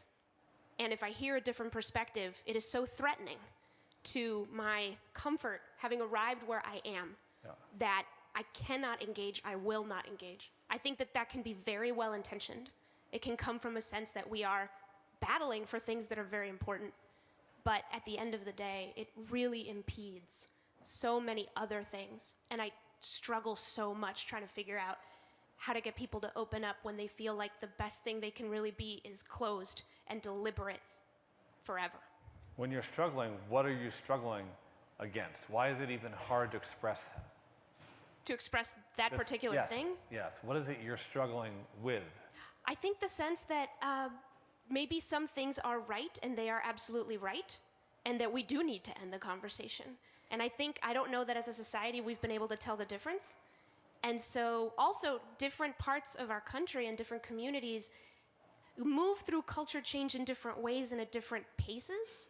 And so we're all kind of in different places without really a set agreed upon destination. And so the distrust that comes from that is really strong. At the same time, culture change is often moved by very strong aggressive action. And to motivate and mobilize behind aggressive action, you need to be sure. You need to be really, really sure. So it's difficult to point to a problem with that when so much has happened that can be so good because of aggressive, motivated action that is very sure. Thank you. Thank you, Monica. Yeah. Yes. Can I go? Yeah. Can I go? Yes. Yeah. I'm not Pancho now. I'm George Clooney. Yeah. I moved. I'm not there. Just difficult to deal with two things. One is racism. Not the superficial, I send an offensive tweet that shows prejudice. That's not right. But the structural, historical thing that is connected to colonialism that really has systems and structures that say that some lives are less valuable than others. Like this has this element of white supremacy that is more valuable, and this life, this suffering, this pain of somebody, or an immigrant who's in pain in a wheelchair is not an urgency, it's not an emergency. That kind of racism expressed in power is a thing that is uncomfortable to be talking about, and it's like the sister was saying brilliantly, it's like James Baldwin said, we can have a difference of opinion, but if that difference is that you do not agree with my right to exist, then we have a real problem. No? Then the other quickly is that is more or not like our theory of change sometimes is really tied to the short term. Campaign-based organizing as a model, I think is part of the problem. Because building community and long-term power has to use campaign as a tool, but it has gotten really trapped in using campaign as the goal. And I think we need to be critical about that. Thank you. What frustrates me I'm sorry, right here, Myra from Jacksonville. So when I came to this country, I'm from Colombia, that, you know, I grew up with a civil confrontation for 60 years. We'll supposedly sign the peace agreement, but it's still not happening. And I came, you know, seeing like, oh my gosh, what the United States and developed world has done to the third world is always coming with solutions without even asking us if this is what we need. So when I came here and I did my doctorate and I started working with communities, I say, wait a second, it's the same logic, the colonialistic logic that many nonprofits even pursue, where I'm going to bring you solutions for the problems that I think you have without really recognizing what is it that you need. And many of you are solving some of those problems, but you're not getting the funding because others have this, you know, ability to access to this level of funding for solutions that many times don't solve the real problem. Yeah, thank you, Maura. Thank you. Jacob Hess from Utah. I appreciate the courage of that comment over there. One of the challenges, and it's scary to talk about for me, is that sometimes the terms of the conversation in my home state don't seem to allow for thoughtful disagreement on some of these matters because there is a sense of threat and anger. Yeah. So for instance, are you loving or not? Are you hateful or not? There's not really space there except to shove off in one direction. So what we've been realizing is we don't mean the same, words don't mean the same things anymore. When I say the word social justice or biblical, it's either a good or a bad word, depending on who I'm talking with. So what we did is we got together a bunch of diverse folks and we said, okay, let's map out the different meanings. Instead of trying to say, let's not use that word because that's a liberal word. Let's not use that word because it'll offend, you know, that group. We started realizing, okay, if love means very different things, what if that word could become a little gateway to more conversation? Yeah. Hey, what does Black Lives Matter mean to you? Instead of almost like there's a Ripper's approach to language and a Weaver's approach to language. Yeah. And the Ripper's approach says, this is the way to use this word, and it's the only way, and if you don't use it, then you must be ignorant or hateful or evil. And a Weaver way might be, well, gosh, you must mean something really different by that word that I don't understand. Help me to understand what you mean by that, right? Yeah, so we created a little red-blue dictionary that's on the All Sides website, working with Living Room Conversations, and we've just done this for 250 words, but there's so many more words, especially since this new presidential administration, that we could talk about and map out and understand, so words don't become weapons, but are a way to bring us together. Yeah. Thank you. We have time just for two more, but we have many more conversations to come. My name is Dina from South Carolina. There you go. So I think that in the South, I am an immigrant. I lived in Texas, lived in South Carolina for 15 years or so now. And higher education was my key to breaking so many other chains. And I get to do that on a daily basis. And working with students with so many mixed immigration statuses sometimes closes that door. If you don't know what to do, then you just go to work. That's it. And to me, that's not okay. I think that if somebody wants to achieve higher education, no matter their financial status, no matter their legal status, no matter so many other things that could limit you from it, you should be able to attain it. And the things that limit us, in South Carolina in particular, state legislation. So there's a lot of advocacy lobbying going on. And then at the same time, awareness, education. You're putting a cultural shift on this first generation, maybe a couple of other ones as well, but this first generations of students that are coming out of high schools and are not finding what they want to achieve. And we have so much potential, but we're limited by those fundings, by those legislations, by so many other things. And by opening up that conversation, you begin to create partnerships with individuals and entities that open up those doors to create more access to higher education or whatever it is that they want to achieve. Thank you. Thank you, Dina. Just stand up, right? Poncho really inspired me because in our work, we deal with racism as well. And I read a book in high school and college by Ralph Ellison called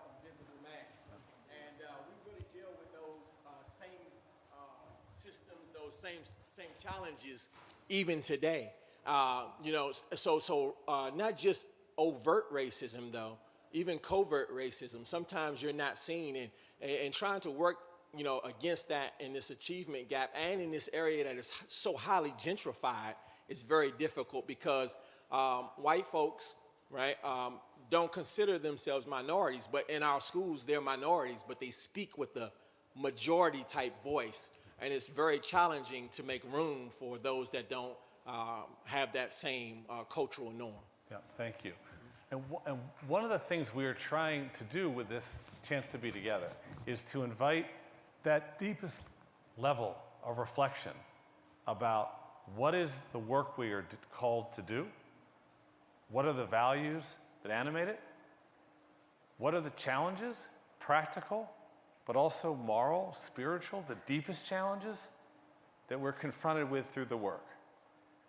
Each of you, because you choose to engage in community, because you try to meet needs that are unmet, each of you is putting yourself in a position where you'll be taken down by the work, because you're exposing yourselves to the pain of other people, or to structures of society that haven't been addressed, or to prejudices, covert or overt, that are not only against the person you're trying to help, but against you.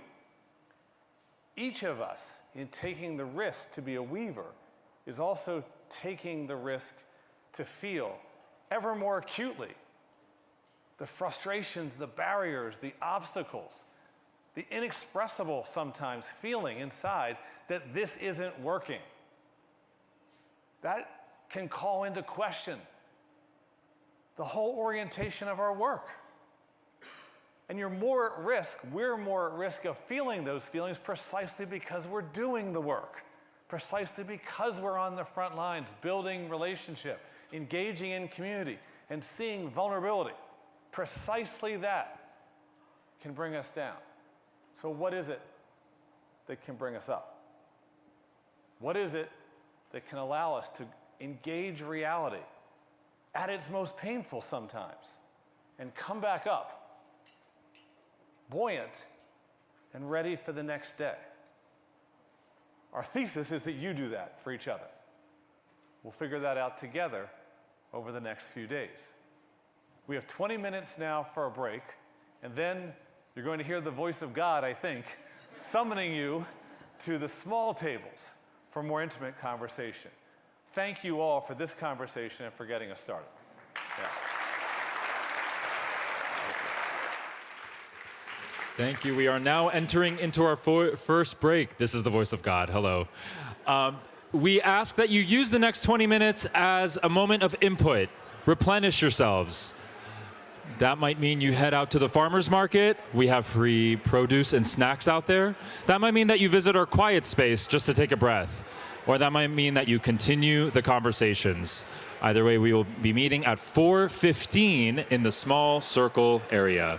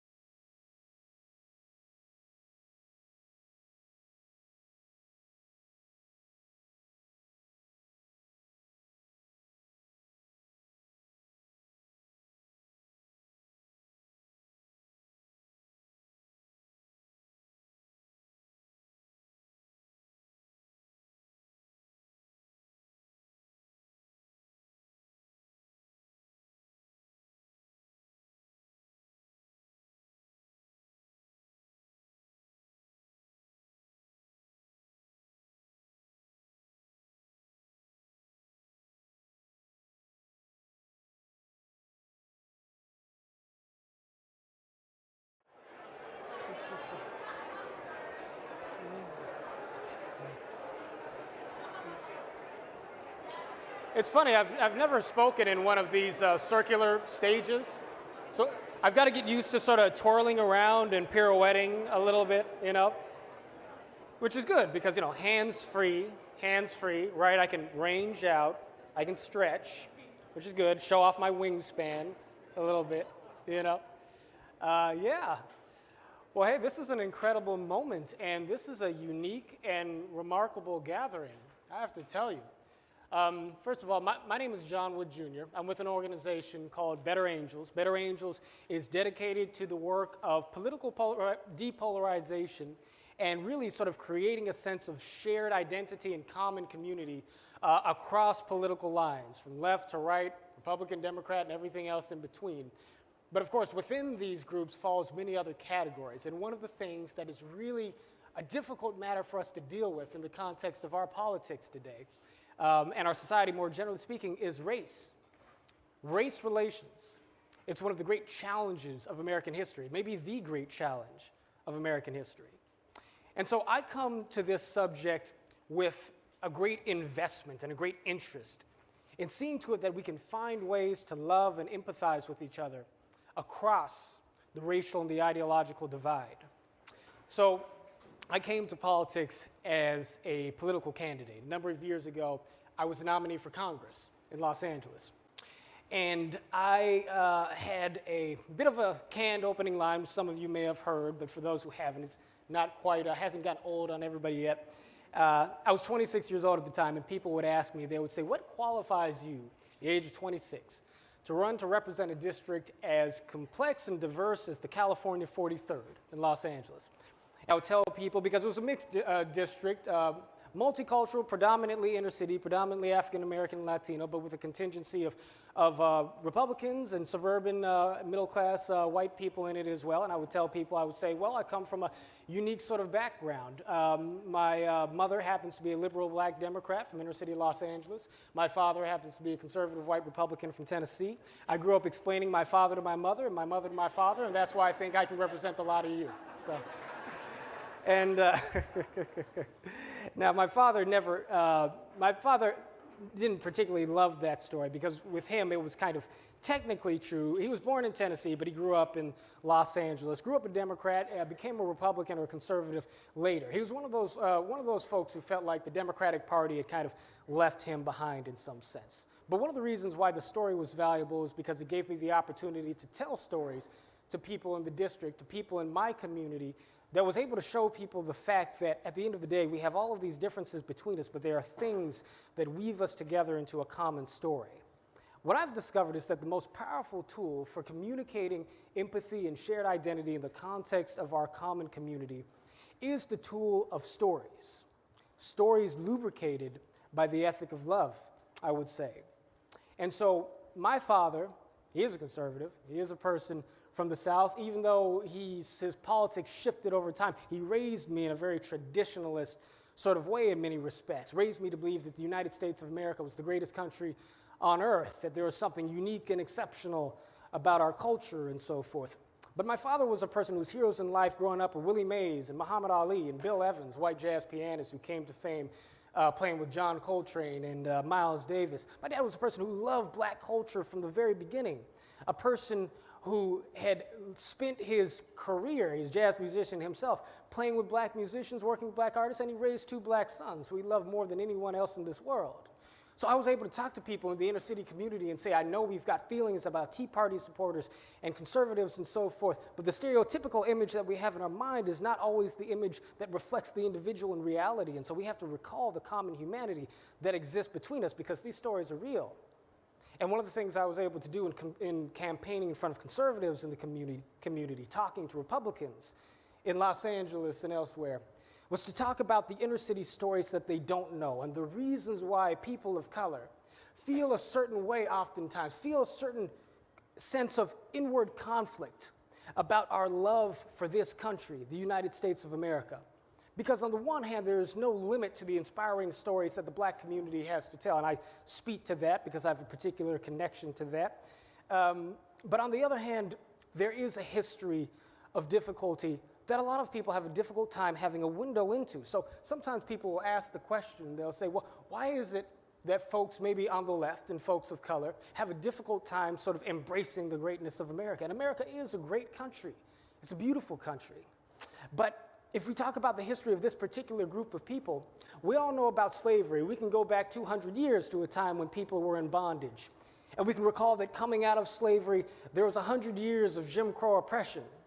If we talk about people who live in the Jordan Downs projects today, and this thread will connect itself in a moment, just to let you know, I lived for a year in the Jordan Downs projects. I married a woman from the Jordan Downs.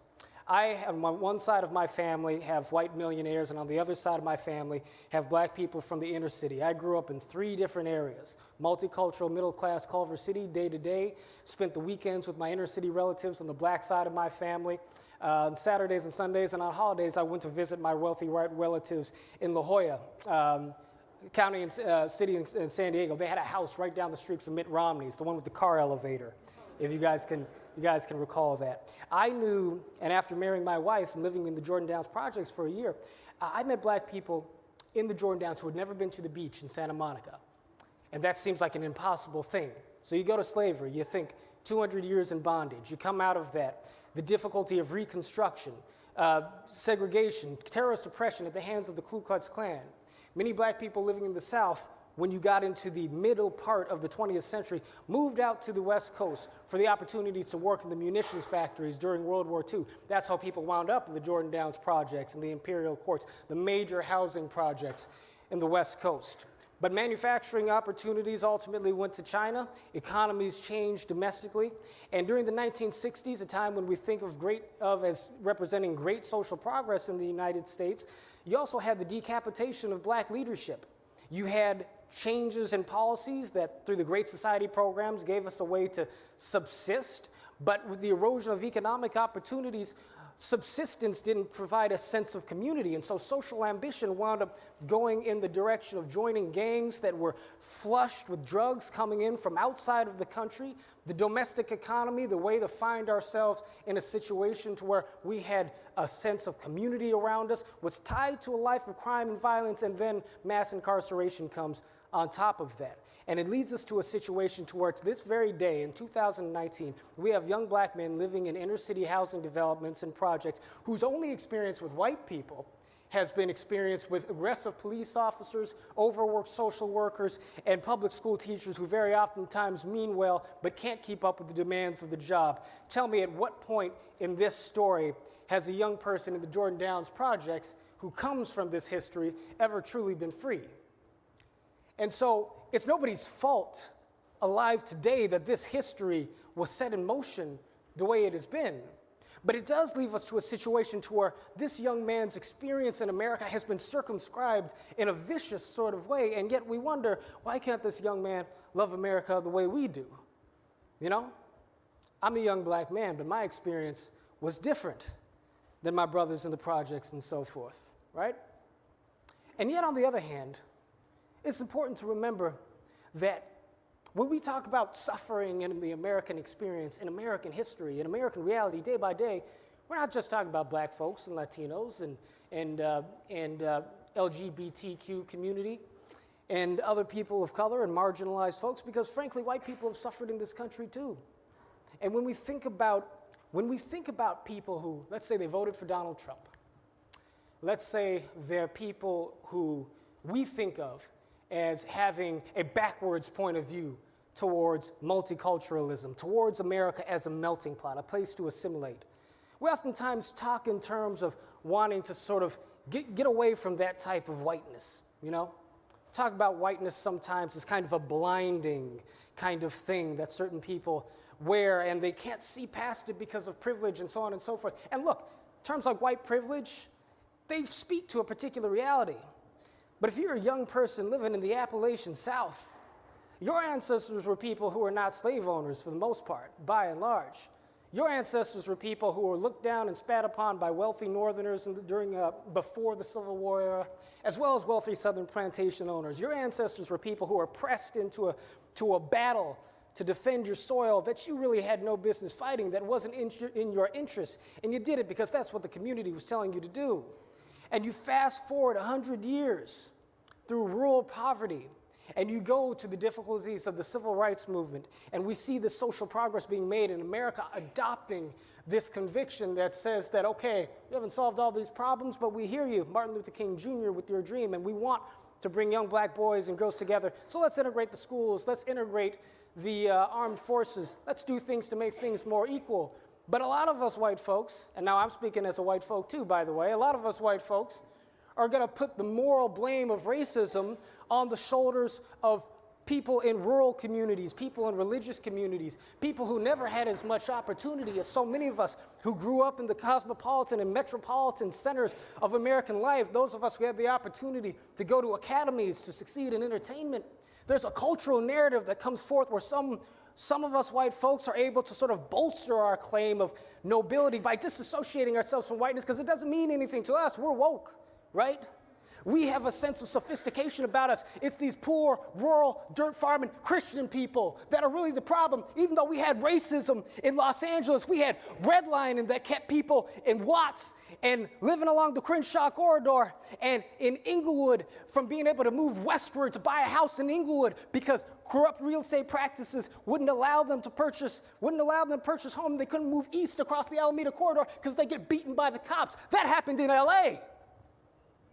There was plenty of racism in New York City. There's plenty of racism in the urban establishment, but we just act like it's these poor country folks who got a problem. And I'm saying that's not fair. Now look, I'm not here talking to you guys today because I want to blame anyone for anything. We have to take moral responsibility for our past.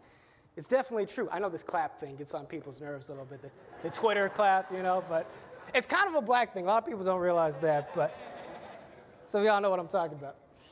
But the thing that I come back to in my own thoughts about this is the fact that if we predicate our goal of creating a common American community in some sense of a shared American identity upon somebody's ability to win a polemical argument, then it's never going to happen. There is truth, and we should all be striving for the objective truth.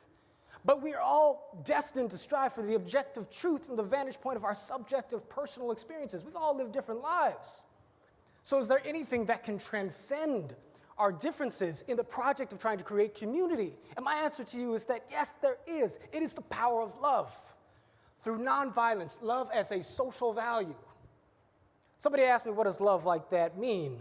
Martin Luther King Jr. described love, agape love, as not affection or romantic interest, but rather as an overriding sense of goodwill towards the other person, even and perhaps especially towards your opponent. It's the type of love that Arthur Brooks writes about in his recent piece, Love Thine Enemies.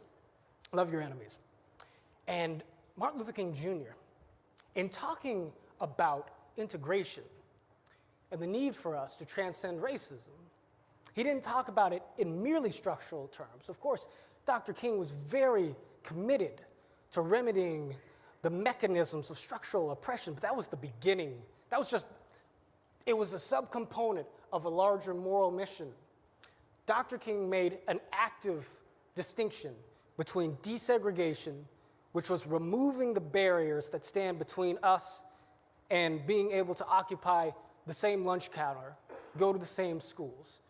He made a distinction between desegregation, which was necessary, but technical, and integration, which is an affirmative matter of the heart. Dr. King described integration as representing the positive, quote, the positive acceptance of the full range of human activity, that it is, quote, an affirmative intergroup and interperson activity. Dr. King sought integration. He didn't seek desegregation. And integration comes when we find ourselves able to recognize the thou-ness in the other person, the fundamental human dignity, meaning that in every word we speak to another person, even and including our oppressors, if we see someone else as oppressing us, we speak that word to him or her with that person's benefit in our minds and in our hearts. So Martin Luther King Jr. is not here today, but his example remains with us. If you're speaking to a Trump supporter whose policies you feel are an active threat to your community or to yourself, Dr. King would advise you to speak to that person in love. Speak to that person with truth. But speak to that person with that person's own well-being in your heart and in your mind, and not just your own community. And if you're a Trump supporter or conservative and you feel that the policies of the progressive or the liberal left are ones that are uprooting us from these countries' historic values, from our histories, and you're concerned about the consequences of big government, so on and so forth, have that conversation. But have it with a heart towards lifting up the well-being and the goodness of the person with whom you are debating in mind. And see, there's an innate humility that comes in this way of communicating, because it requires us to accept the fact that on the one hand, we're always going to be rooted to our opinions, but on the other hand, our opinions are our opinions, and they may strive towards truth, but truth, moral truth, is a thing greater than us all. We can only realize it in a corporate, collective sort of fashion. That too is integration. Us joining together in the project of developing community through love. That should be the higher objective of our social strivings, for which politics is just a little piece at the end of the day. Anybody who tells you that this way of looking at our social and political relationships is naive or impractical, please correct them in a gentle way. Because the only option we have, aside from ultimately coming together in a spirit of love, is rending our civil fabric in acts of violence. Because societies will go in one direction or another. We don't maintain an equilibrium of what King would call negative peace, the type of peace that is really just the absence of violent conflict. Well, the absence of violent conflict in the absence of love only lasts for a while. Love either comes rushing in to bring us closer together, or fear and hatred radically pull us apart. And you get a civil war in the 1860s. Guess what? We had great violence in the 1960s, but we didn't have a civil war then.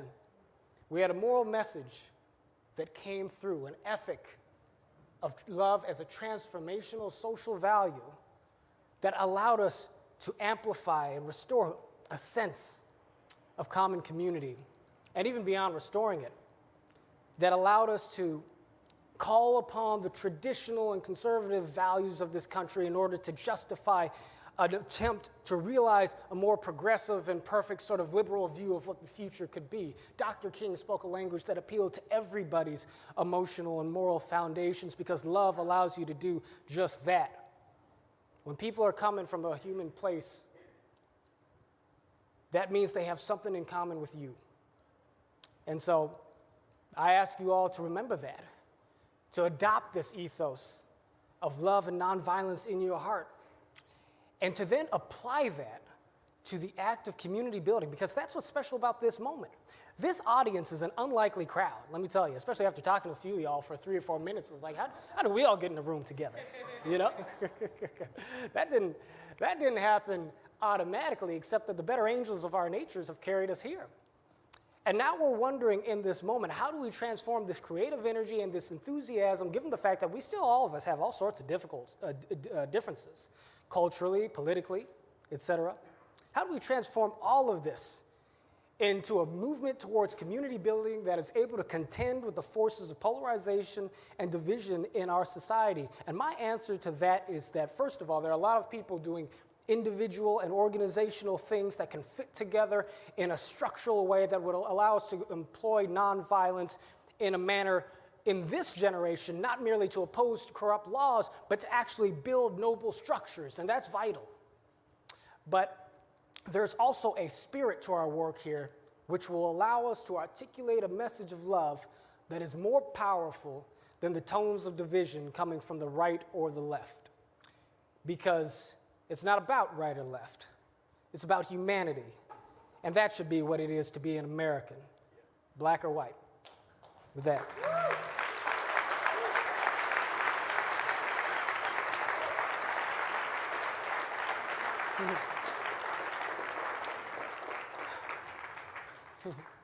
I was nervous before I stepped up here, y'all, by the way. By the way, I was like, I might stick my foot in my mouth. I don't know. But thank you all so much. And so now we want to have a conversation with the whole room. I think that we have about 15 minutes for that, if I'm not mistaken. And so this is your time. I'm just here to kind of facilitate the dialogue. I know that everybody here has feelings about the issue of race, how it plays into the divisions of our society, our personal experiences and ideas or challenges within ourselves in terms of how we deal with this vast issue in order to create a better and more cohesive society. A beloved community is what Dr. King called it, and I think that's what we strive for. So anybody who has something they'd like to say to get the conversation going, I welcome you to speak. I think we have mics circulating around.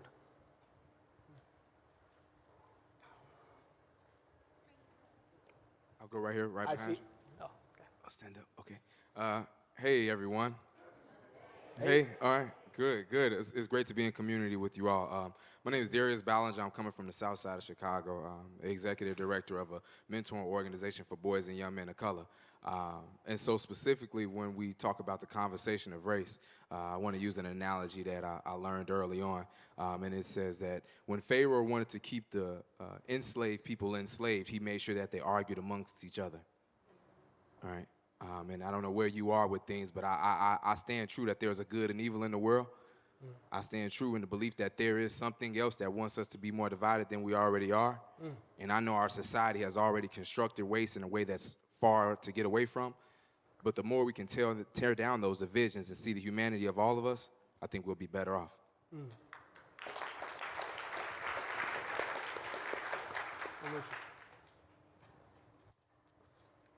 They told me not to pick the next speaker, by the way. They just said the mics would find their way to whoever was next. So. Shall I go? I'm to your left. Okay. Oh, okay. I'm sorry. Is there someone else? Oh, ears playing trick. It's weird being up here, y'all. I've got like the best and worst seat in the house, actually. So. I really appreciate your talk. My name is Connie Schultz, and I've been a columnist out of Cleveland, Ohio for 17 years now. I don't typically mention my marriage, but I think it's relevant here. My husband is U.S. Senator Sherrod Brown. Oh. So we're on the receiving end of opinions about race every single day. Right. And I come from the white working class. And I really appreciate your message of love. But when we were talking earlier about obstacles, one of the obstacles that worries me is the language of false equivalence. That there are some things that are repeatedly being attempted or done, repeatedly said, that is really intended to hurt entire segments of our country. And they require those of us, particularly those of us who are not affected, to stand tall for them. And that's the only thing I really believe in civility. I really believe in the power of love. But I have never seen I am almost 62 years old, and I have never seen this before. And so I just want to also put that out there that it goes so far sometimes. And sometimes we really have to draw a line on what we'll tolerate. I understand. And if I could say something to that, because I think that the point is well, it's certainly one that's easy to sympathize with. It was one that Dr. King dealt with in his time, too. Dr. King wrote and spoke about the ethical demands of integration. And I mentioned the term vowness. Part of what he talked about with respect to vowness was intending the good for your opponent. But he was very clear to say that that rule applies even when you're dealing with somebody who is oppressing you, ultimately. And King was also quick to say that that is not something that feels fair to people who are being oppressed, but that it was nevertheless something that was empowering. Because when we carry around, and I'm not saying this to suggest that anybody with this concern is necessarily carrying around bitterness, but it's a broader statement. When we carry around bitterness towards people who we feel have wronged us, we punish ourselves with that, ultimately. And we also lessen our ability to reach the hearts of people whose hearts and minds could be changed if we were able to summon from ourselves the moral power to reach out to their humanity. So it's a practical matter, both on the level of reaching out to others who may be doing us injury, as well as alleviating from ourselves the burden of hatred or bitterness. It is imperative for us to find a way to love our enemies, because ultimately, that accrues to our own power at the end of the day. It doesn't take away from our ability to stand up for truth. Okay, next. Okay, hey, I appreciate your talk as well. It was awesome. I first want to start by saying my name is Tracy Fant. My organization is Freedom Fighters, upstate South Carolina. Right. And I'm from Greenville, South Carolina, by way of Detroit, Michigan. I'm here to tell you that when I lived in Detroit, I never experienced racism, not a day in my life. You know, we had numerous different races in my community, Black, Hispanic, Chaldean, Asian, Greek. I never experienced racism. But moving to South Carolina, it just totally changed the face and the idea of everything I saw growing up. Yeah. And I was determined that I wasn't going to expose my kids to the hatred or the anger I felt in my heart the first time I experienced it. But now we have social media and we have so many other things that reveal, you know, the harsh face of it. And a lot of people can deny it and say they don't believe it exists or whatever, but trust and believe, I'm a freedom fighter, so my shirt has a fist on the front.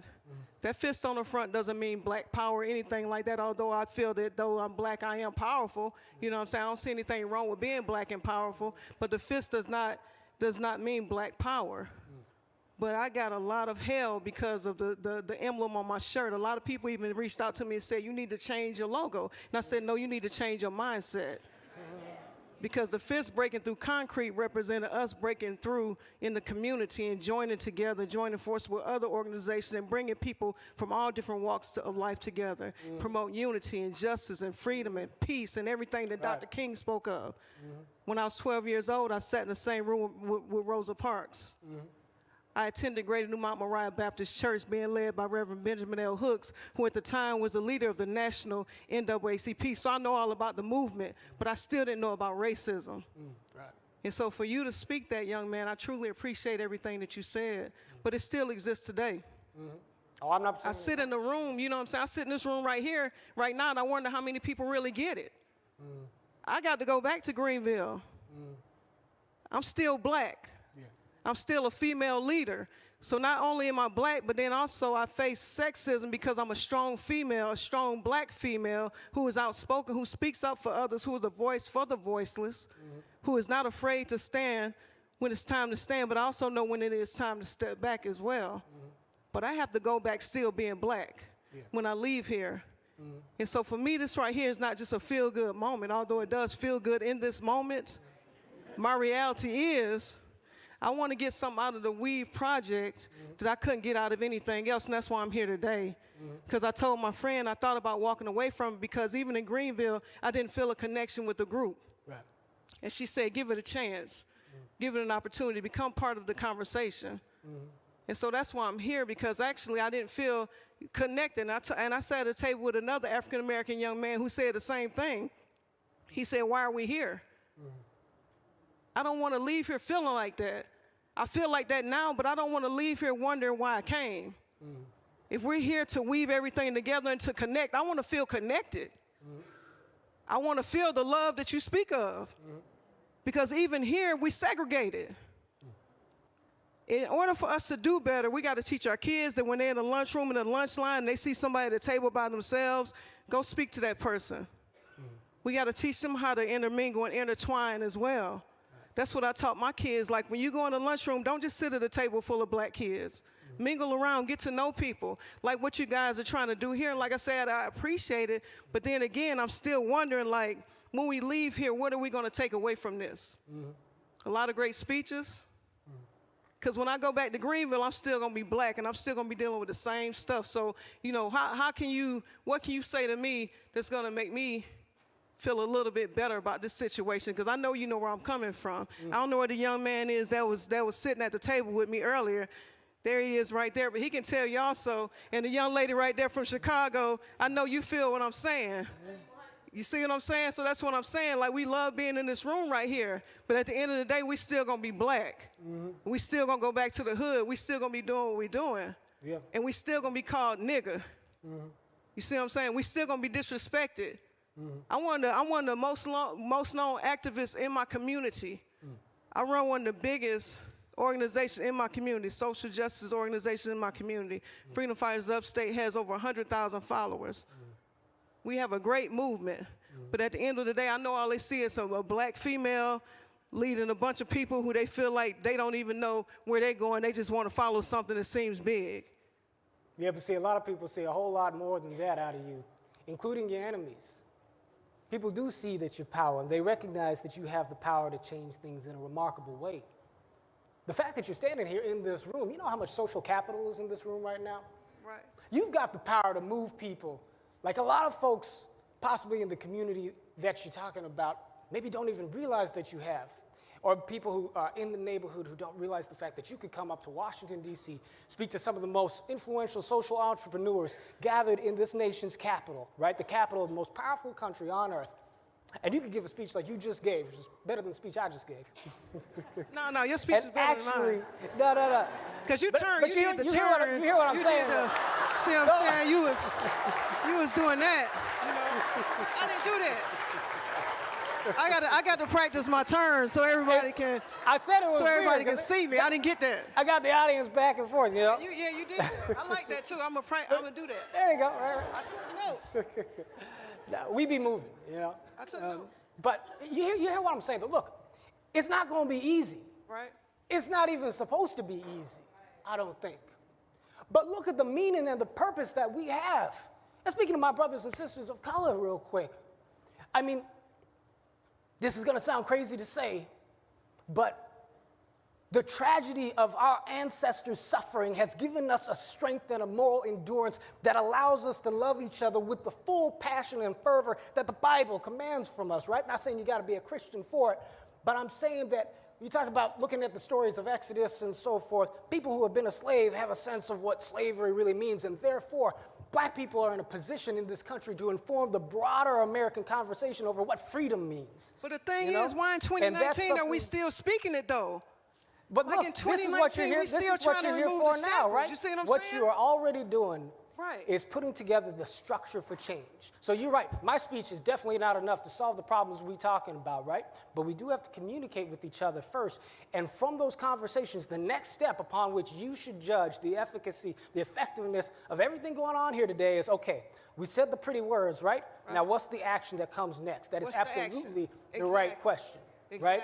And so, but that's for everybody in this room to figure out. And you and I can talk individually afterwards, and I can tell you what I think, right? But that's for everybody in this room to answer, right? So let's get somebody in, but I really appreciate it.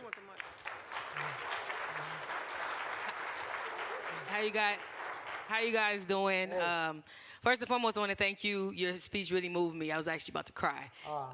For real. I appreciate it. Thank you, sister, for your comments. I felt you 100%. And and when you speak in your speech, like I've studied King, I'm a peacemaker, a peace activist. And so I've read all King's speeches, his books, etc. And so you was really speaking to my core. I heard you rep nonviolence earlier. Yeah, most definitely. And a couple things. First, I want to speak to what you just said, and then I want to speak to my experience flying to D.C. And having a conversation with the Trump supporter. I was born on the west side of Chicago, 1988.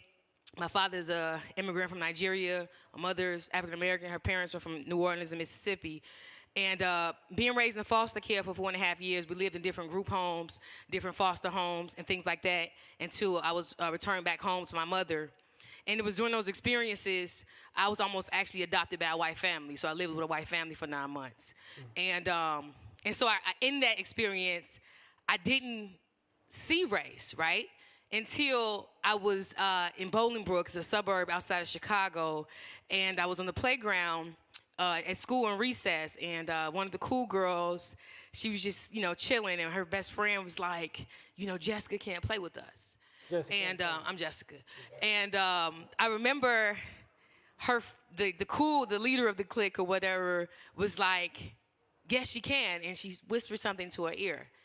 And then her friend was like, okay, well, Jessica can play with us. And I was like, hold on. I'm 8 years old. I'm like. These are white kids? These are white kids, all white girls. Right. And I was like, what was that? They was like, no, you can play. I said, no. You said I couldn't play with you all, and then she whispered in your ear. what did you say to her? Right. And she was like, I said, what did you say? And she was like, well, my parents told me that we have to be nice to you because you're adopted. And I wasn't adopted. I was a foster kid. And I didn't know that my peers knew I was a foster kid. And so it hit me that, of course, they know I was a foster kid. Me and my brothers and sisters are black, African American, and we're living with a white family who drops us off and picks us up from school. Right. And so it was in that moment that I realized, wait a minute, we're not the same. I mean, I am black, right? And so I started to say that was when at 8 years old, that's when I realized that that race exists. I didn't, that's when you see color. To speak about my experience flying here, I landed at DCA, and I probably was at DCA for maybe about an hour and a half, 2 hours. And I meet this woman named Rachel from Little Rock, Arkansas. Okay. And she told me that she hates Bill Clinton, by the way, and she hates Hillary. So I already knew where this conversation was gonna go. And that just came up, huh? Oh, it just came up. Yeah. And she hates Obama, not because he's black. That's what she said, too. But she told me that she was coming to D.C. to go to Maryland for her daughter's graduation with her master's degree. And somehow we started talking about politics. And she mentioned that people should just leave the president alone and let him do his job. And I knew then that I would have to have empathy in this conversation. Right. That I would have to really go to where she is to understand. I may not agree with her, but respect her, to hear her and hear where she's coming from. And she talked about how she came from the trailer parks. And she talked about how all the things in her, and like why she hated Bill Clinton, about how he didn't do much for Arkansas. And she said all these things. Right. And she talked about how we needed to build a wall. Yeah. And why she's happy the wall is being built. And I said, but walls only separate people. They divide people. She was like, people should not be coming into our country without, the proper process, due diligence. I said, okay. And I continued to let her talk. And then she told me, and don't get me started on the gay thing. And I didn't tell her I was bisexual. I just let her talk, And then I told her, and she talked about how race doesn't matter anymore. And she wishes that we stop talking about it, just people in general. She's like, I'm the furthest from a racist, I'm just so tired of hearing about race. And I said, well, you don't think race matters? She's like, it doesn't. And so we're talking. And I tell her that in 2024, I'm actually running for Bobby Rush's seat, the 1st Congressional District in Illinois. Oh, word? I am. And I told her, and she told me, well, if you run, when you run, don't mention your race. I said, okay. I said, well, why? She says, because we don't want to hear it. I said, well, there's black people in my district. She's like, look, I can already tell you're a strong black woman. You don't need to tell us that. I think the problem with Obama and why we hate him so much and he divided this country is because he wanted people to listen to him because he's a black man. Oh, I'm the first black president. I'm like, I don't think he ever said that. Like, oh, I'm the first. So I was telling her to say that it hit me. And she's like, all you have to do is be nice to people and racism will be done. And what I didn't have time to tell her was that it doesn't matter that and then she also told me too, if she ever lived in Illinois, that she would vote for me, even though she was a conservative. And so by me listening to her and things like that. And so what I wanted to tell her that I didn't have time to tell her was that it's more than just having these conversations, these one-on-one, that doesn't reverse racism. Because you're nice to me, but what do you think about all these groups of people? What do you think about immigrants? My father's an immigrant. I'm, a descendant of an immigrant. What do you think about the LGBT community? I'm a part of this community. My identity, is intersectional. And so I think that what this sister was saying from Detroit about, I've been in rooms where I did not feel connected at all. I've been in rooms where I was one of the token-ass few blacks in the room. But I remember, too, when I got out of foster care, my mom put us in private school. And I graduated from the Chicago Academy for the Arts High School, and most of my peers were white. Right. And my teacher, Mr. Shield, white guy, he noticed that by the end of my junior year, I would start to speak like them, not necessarily in my tone or my dialect, but even their values. And he pulled me to the side and he said, Jessica, why are you here at this school? I said, well, my mom, she know I'm a rapper and she want me to become a better poet, so I'm in this program. He said, nah, but why are you here? I said, to become a better writer, man, so I can win a poetry slam. Why do you think I'm here? And he said, Jessica, you are here to learn how to speak to white people. And he's like, and I looked at him, he's like, no, seriously. He said, because I've always been an activist since I was a teenager. He said, the passion that you have, he's like, you can speak to your community. They gonna understand you. But you're being trained right now so that we can understand you. And so I want you to know that even though you made a lot of friends, you must never take on their perspective because you will never have, that's not your reality. And so it's important for you to always stay, this is where you're from, and it really helped me. And so I say that to say that she says, your sister said, you know, what do I bring back because I'm still black, and that's right. And so it's like, when I wanted to have the conversation with the woman, Rachel, at the airport, it's like, I can't leave my blackness at the door because it still comes with me. That's right. And I know we're out of time, but I really want to say this because it's really important. I think that, and I think I just lost my train of thought, but what do you want to bring back to South Carolina? See, I learned doing this work, organizing for peace and nonviolence in Chicago, that no one is coming to save us, that we are who we've been waiting for, and that we must be the change that we wish to see. And that, and something, oh, thank y'all. Y'all can clap for that. That was pretty good. But but I think that, you know, also too, is we can't change people. We can only change ourselves. And I remember Hillary said something about how, you know, you can't change hearts, but, you know, you can change laws, right? But I do believe with the agape love that you spoke about the unconditional love of Jesus Christ, that with that, you can you can help people understand a different perspective. I think because Rachel heard me listening to her and having empathy, that she didn't see me as whatever she would have closed herself off to. And that's what you did. That's what you demonstrated in that moment. Because for that woman to say that she, you know, I'm not saying anything at all about her politics other than for her to say she hated Clinton, Obama, who I think that you were a supporter of, but that she would vote for you, is a recognition of the fact that you touched her humanity. So imagine scaling that up. And that's what we're here to do at Weave. Thank you so much. Well, it's up to the powers that be. Yeah. Hey, so one thing I want to say, because I've been hearing this mantra a lot lately, and it is very disturbing to me as a black woman who actually came out of the foster care system. I was put into the foster care system because my white biological grandparents did not want anybody to know that they had black in the family. I'd like to point out I'm only 57 years old. Yes, I still rock a pair of thigh-high boots. What makes that important is that it was still illegal in 17 states for my biological parents to be married. I would like us to not always speak about this thing as a long thing. Slavery a long time ago. I have 3 children. 2 are white. 1 is black. I have 2 children who are 2 months apart. My black child happened to be reading at a college freshman level in kindergarten. His white brother was reading at a B level. Both of my white children were automatically put into gifted and talented. My actually gifted and talented child, I had to write 17 letters to get him in the right classes, when he had a 35 on his ACTs and a 2290 on his SATs. And yes, I do know that because I have a black child who I have to say why he got into Brown University. And his 2 brothers had 26s on their ACT.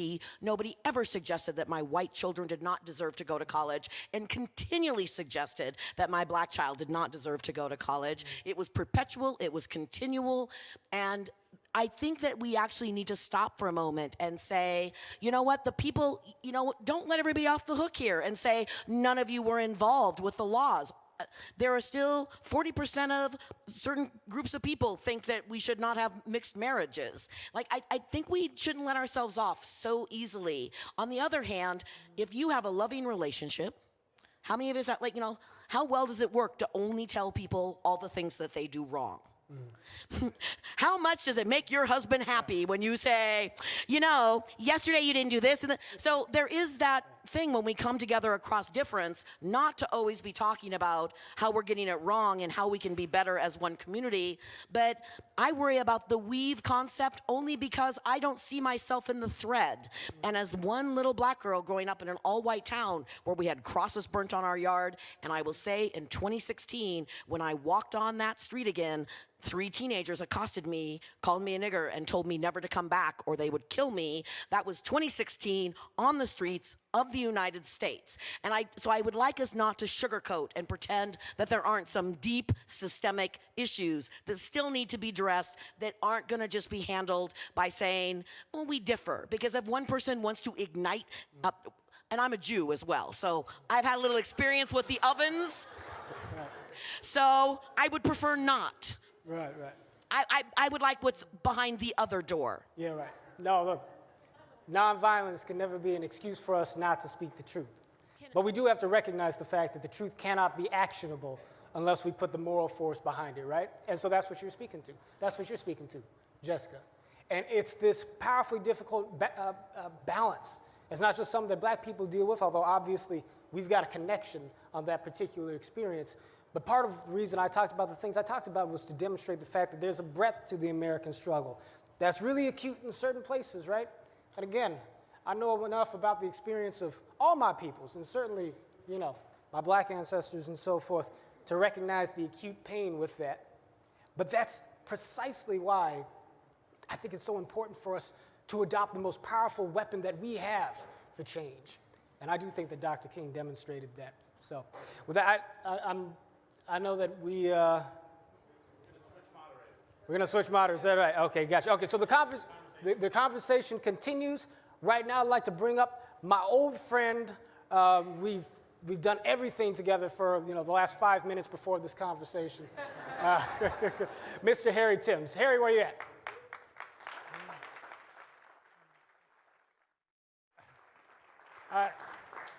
Hi, everybody. I'm Henry. Henry, it's nice to see you, my old friend John. Nice to see you. I have a very exciting and dynamic PowerPoint presentation for you. It doesn't really feel like the moment. So I'm going to make a suggestion. I have half an hour with you today. Instead of what I planned to do, which was talk about some work we've done, what I was hearing from the room is people want to know each other better, right? I think no one is here pretending we're going to solve some systemic, some deep and some structural problems overnight. But I think we all recognize that one step forward, and it's just a step, is that we as a community of people who are working on shared issues start to become a community.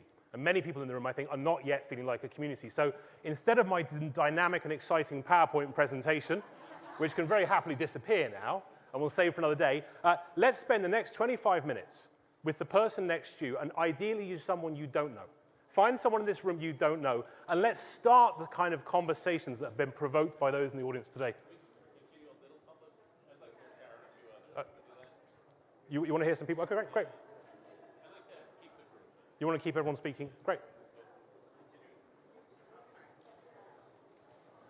So we have Sarah. Hi, my name is Sarah. My home is in Baltimore, Maryland, and I just wanted to offer a couple of thoughts. Baltimore is a unique city, just in the sense that given where we're geographically located at the turn of the century, we had the largest population of African American individuals, which meant we built black power earlier than most places. And as a result, what happened was there was a huge backlash, which resulted in us also being the founding place of redlining, which was the main tool that's been used after the Civil War to segregate us. And so I ascribe to the belief that love heals, but I think the definition for me of love is when you actually see and truly acknowledge and understand who someone is. And I think if we truly love our neighbor, then we have to start with the acknowledgement of the immense damage that has not only been done historically, but is continuing to be done over and over and over again. It just shapeshifts how it's being done. And so I personally don't want to be offensive to anyone, but I want to offer up something, which is the word racism has been thrown around. And I think it's really important that we define what racism is, because it means different things. A gentleman made a point earlier, different words mean different things to different people. For me, what racism is I utilize the definition from the People's Institute, which is racism is power plus prejudice. And the way that they define it is prejudice is the active bias towards an other. But power comes from being born white and being systematically privileged by the context that's been created to advantage one group of people over another. And so I just offer up, I think, just my acknowledgement to the group is that by that definition, I am a racist, and that part of my way of loving another is to simply acknowledge that, acknowledge my privilege, And I think that that's a starting place for the conversation. And I think sometimes without clearing that and clearing the way that that impacts, as you were talking about your children, I think Marnita was mentioning, to me that is a reflection of, that's the perfect example of the system and the impact of the system on within a single family unit. So to act as though the systems aren't disproportionately impacting one group of people over another is just disingenuous and makes it impossible to have a real relationship and conversation. Thank you so much.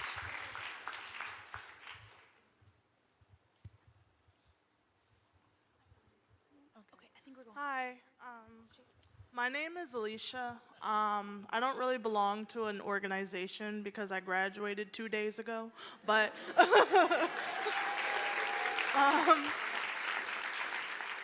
I just have really just been kind of sitting and listening to everyone kind of talk about this, and something I've brought up today a lot is just feeling kind of that imposter syndrome of youth, and just thinking about how that also interacts with like race, sex, and background. And I just kind of really empathize with what everyone has said before, because like for me, I also kind of question like, what is my purpose here? Like, I know that I'm here because I want to do good things, but I also fear that eventually when I'm older, I'm going to be repeating the same sentiments that everyone before me has said. Like, I don't want to have a kid and they're questioning the same things that we're questioning now today. So I guess for me, it's just, I'm worried that eventually I'll burn out, and that, you know, this crusade that we're on, like We've the People, that's such a great, you know, concept, but it's just like, can we actually do it, and how can we maintain that? Because how do we make this idea a reality, and how do we make sure that there are people from all age groups who are helping to maintain this? Because for me, like, I feel really young in this room, and so it's kind of like, do I leave it to the people who have all the experience, or do I try to kind of set the foundation? I don't know where I belong.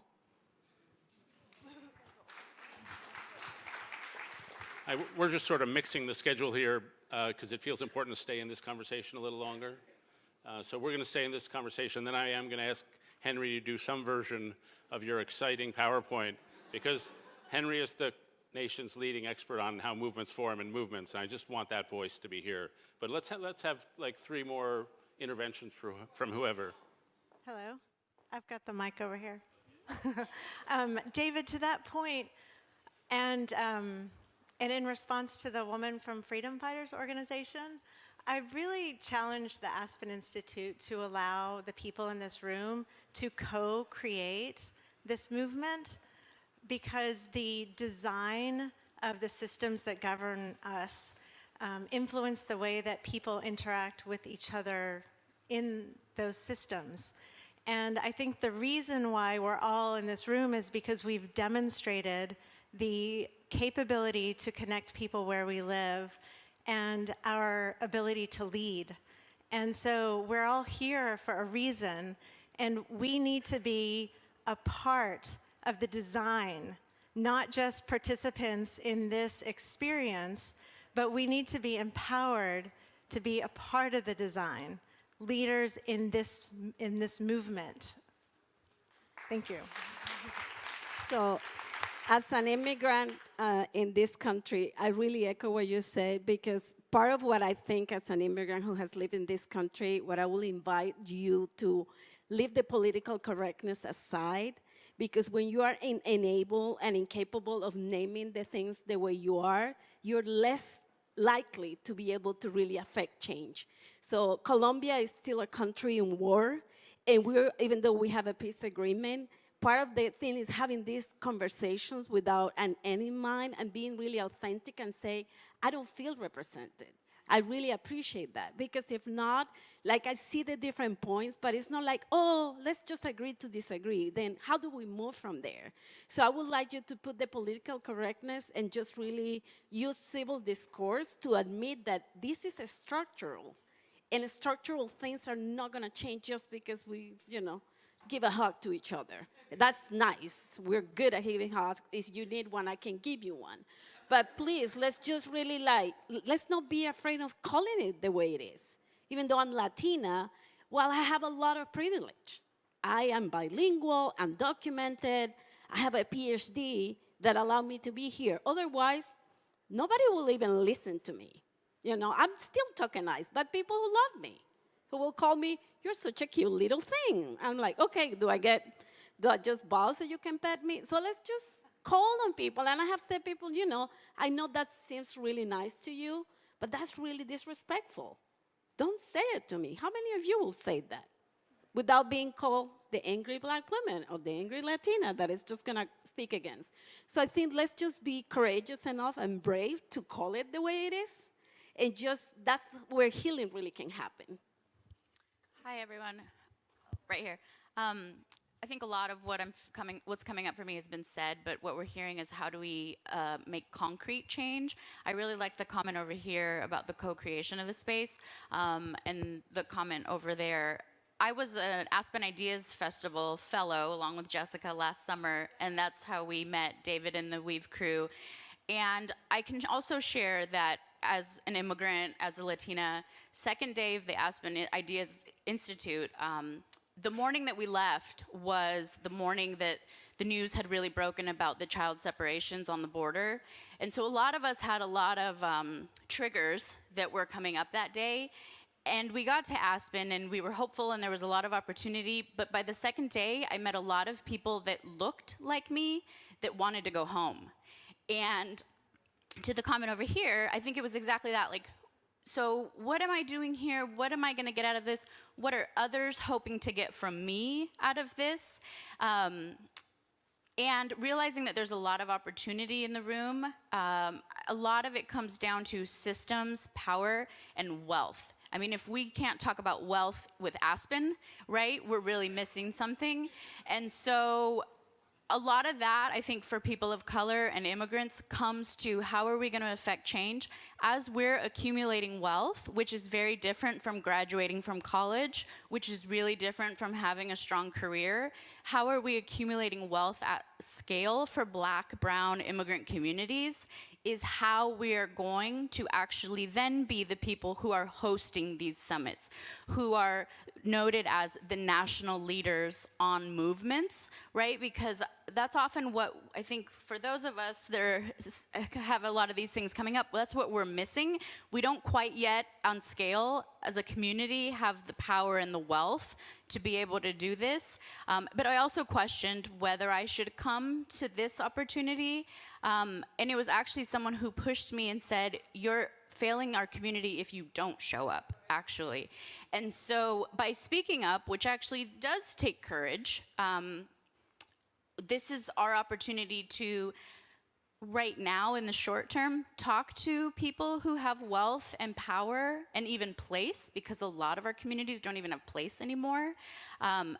And long term, we need to be building our own wealth, power, holding place, and be really not advocating to others, but that we're the influencers, that we're the ones that are making the decisions, that are doing the creation, that are doing the planning, because we talk about generations of oppression, and then we also talk about some of us haven't even been here an entire generation. So we're at a real pivotal place where we can work together and, quite frankly, overpower the oppressive systems, power and wealth that have been holding us back.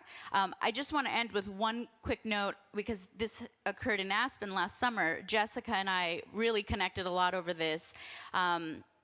Jessica went to a mixer at a billionaire's home in Aspen, and they were really excited about her work, really excited about having her there. And in that same conversation, talked about donating millions of dollars to Donald Trump. And so for those of us who do have wealth, power, and place, how can we not in one ear or one side of us be having a conversation, but our actions are actually very, very different? We had a conversation about naming our values. It's about walking in our values. And really, I would love to see how we connect with each other long term, to see how we're actually showing our values to each other as opposed to just naming the ones that we aspire to. Hello. Hey, how y'all doing this afternoon? I wanted to say something that I'm kind of tired of when I hear people say, oh, slavery, I ain't have nothing to do with that. That was way before my time. Listen, and we talk about telling stories. It was like black people being hung from trees, and when they got hung, if they shook there like a chicken too long, people would jump on their feet until they gave up the ghost. Like, that happened. Like I was a kid jumping on a bus. A white guy looked at my dad and said, that's a nice young boy you got there. If I was any younger, I'd kill him. Again, my uncle was the first police officer in Houston, Texas, 1941. Do you know there was black police officers and white police officers? Black police officers, they had to walk by foot. They couldn't even drive the squad cars. They had to call in permission to arrest white people. If they arrested a black person, they had to put him on a bus to take him back to the station, right? And so when we talk about things being a system, I think a lot of times nowadays, like, oppression is real. It's a structural part of our country and its history. It was created intentionally.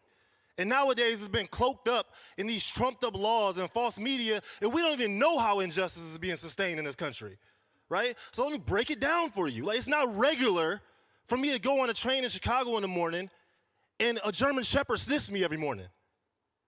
It's not regular for helicopters to be flying above our house. They go up and down. They look like dragonflies every day.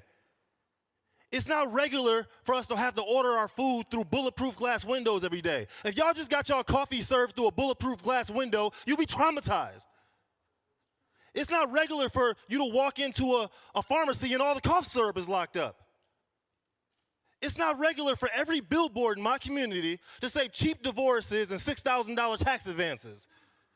It's making sense. It's not regular for there to be 15 currency exchanges and no banks. It's not regular for there to be a holding cell in the basement of a funeral home. It's not regular to walk into a high school and there be paddy wagons out front. You got to take your belt off and your shoes off just to go into school. It's not regular for kids in Chicago to go to the bathroom. Ain't no toilet paper. Ain't no, they got to be learning in filth. And it's not regular to have a program that say you work with at-risk youth. The integrity of this country is at risk because people don't even know what injustice is. That's not regular. To make our country better, we need more people to step outside their comfort zone and expose themselves to different cultures, different communities, and different perspectives. Because this stuff is not regular. That's all I wanted to say. Thank you.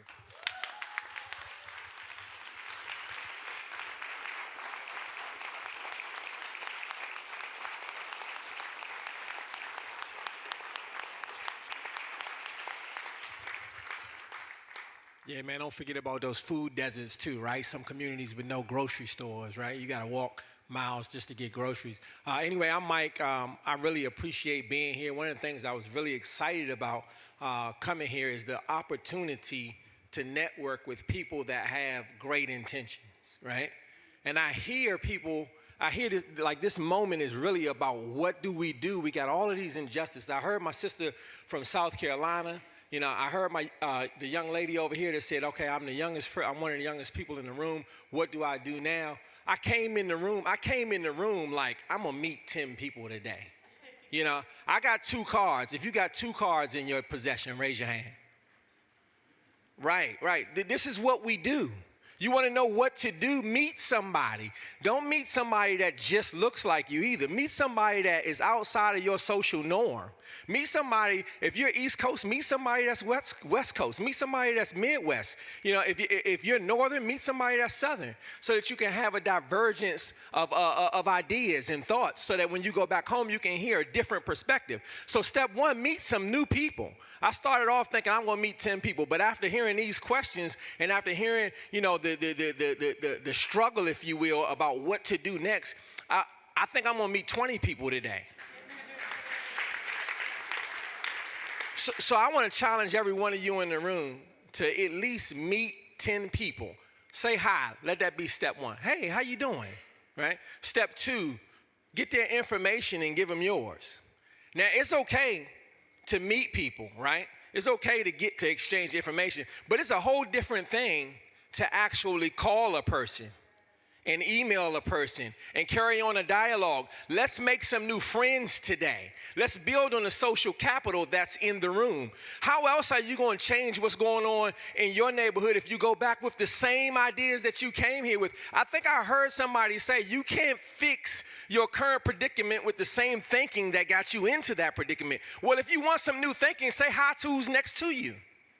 If you want some new thinking, turn to the other side and say hello to the person that's on the other side of you and exchange information so that you can get some new thought patterns, some new thought processes, and then you can start thinking a different way. That's what you take back to South Carolina, sweetheart.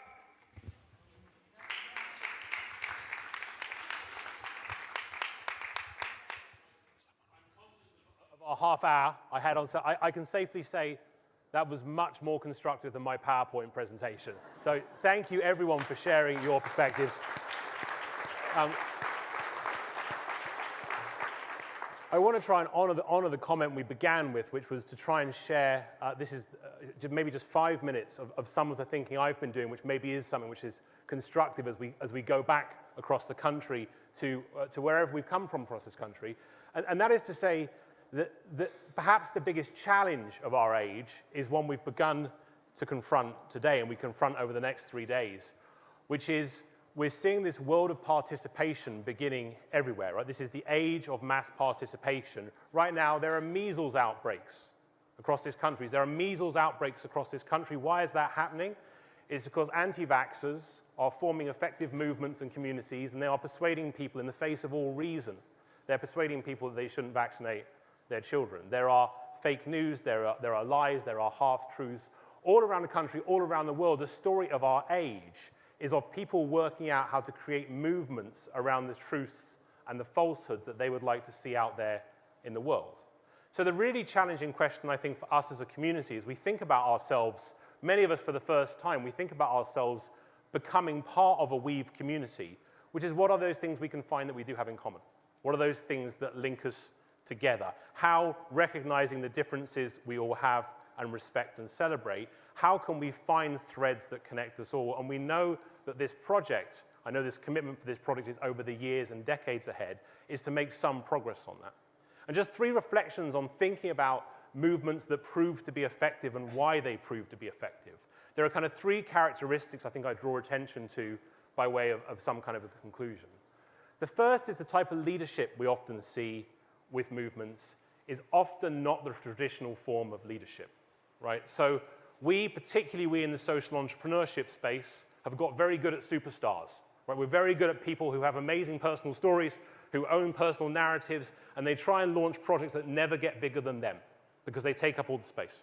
So I think one of the questions for us as we think about movements is how do we get off a diet of superstars and build a world of superconductors? Those people who can actually conduct the light of others, who we see in this room today.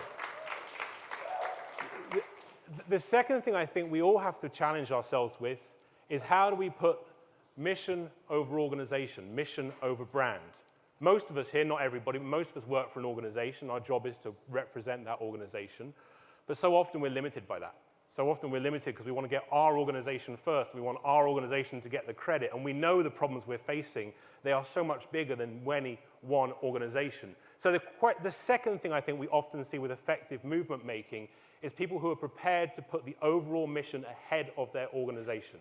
A challenging question for all of us in this room.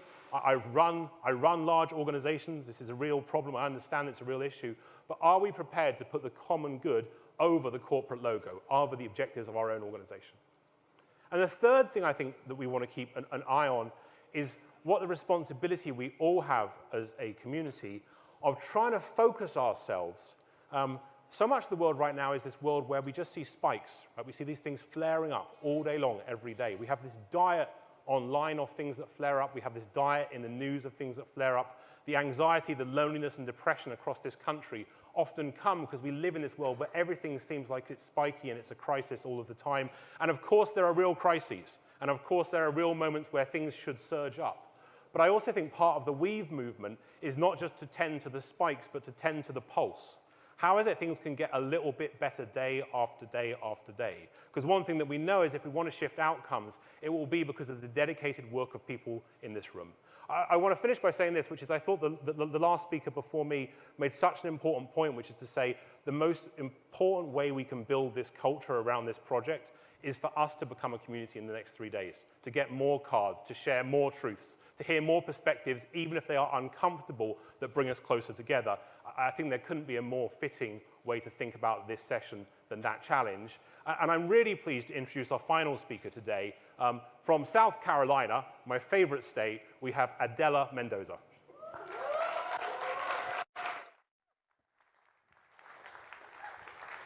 Hi, everyone. How are you all doing? Well, let me start by saying that I am absolutely honored to be in a room full of weavers who are leading in a very authentic way. For me, when I think about what connects us all, really the one thing that drives us to continue to do the work that we do, which is incredibly complex, is that love for our communities that we all share.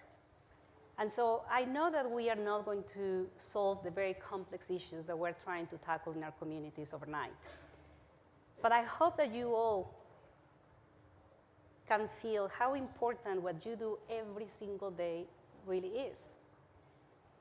I live in Greenville, South Carolina, and I am a newcomer there. I love telling people that my accent comes from South Carolina, and I just love to see their faces and be totally confused. But the reality is that I do consider myself a South Carolinian.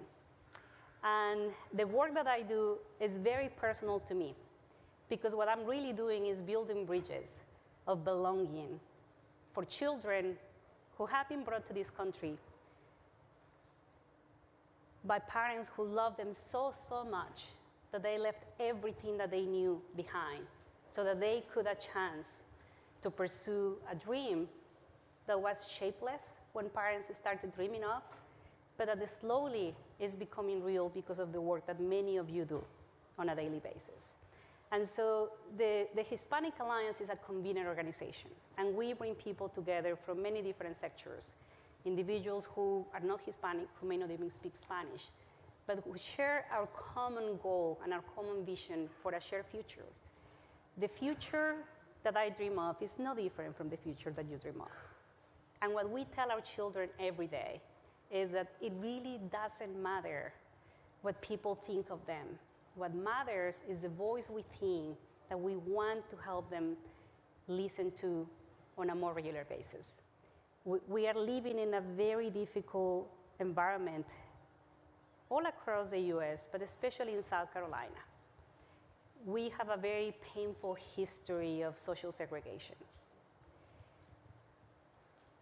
And we haven't learned yet how to talk about this very difficult history. We haven't yet developed the language to talk about our relationship to race, and we haven't yet found a way to acknowledge that the hurt that people are feeling is very real. And in the midst of all of this, we are changing.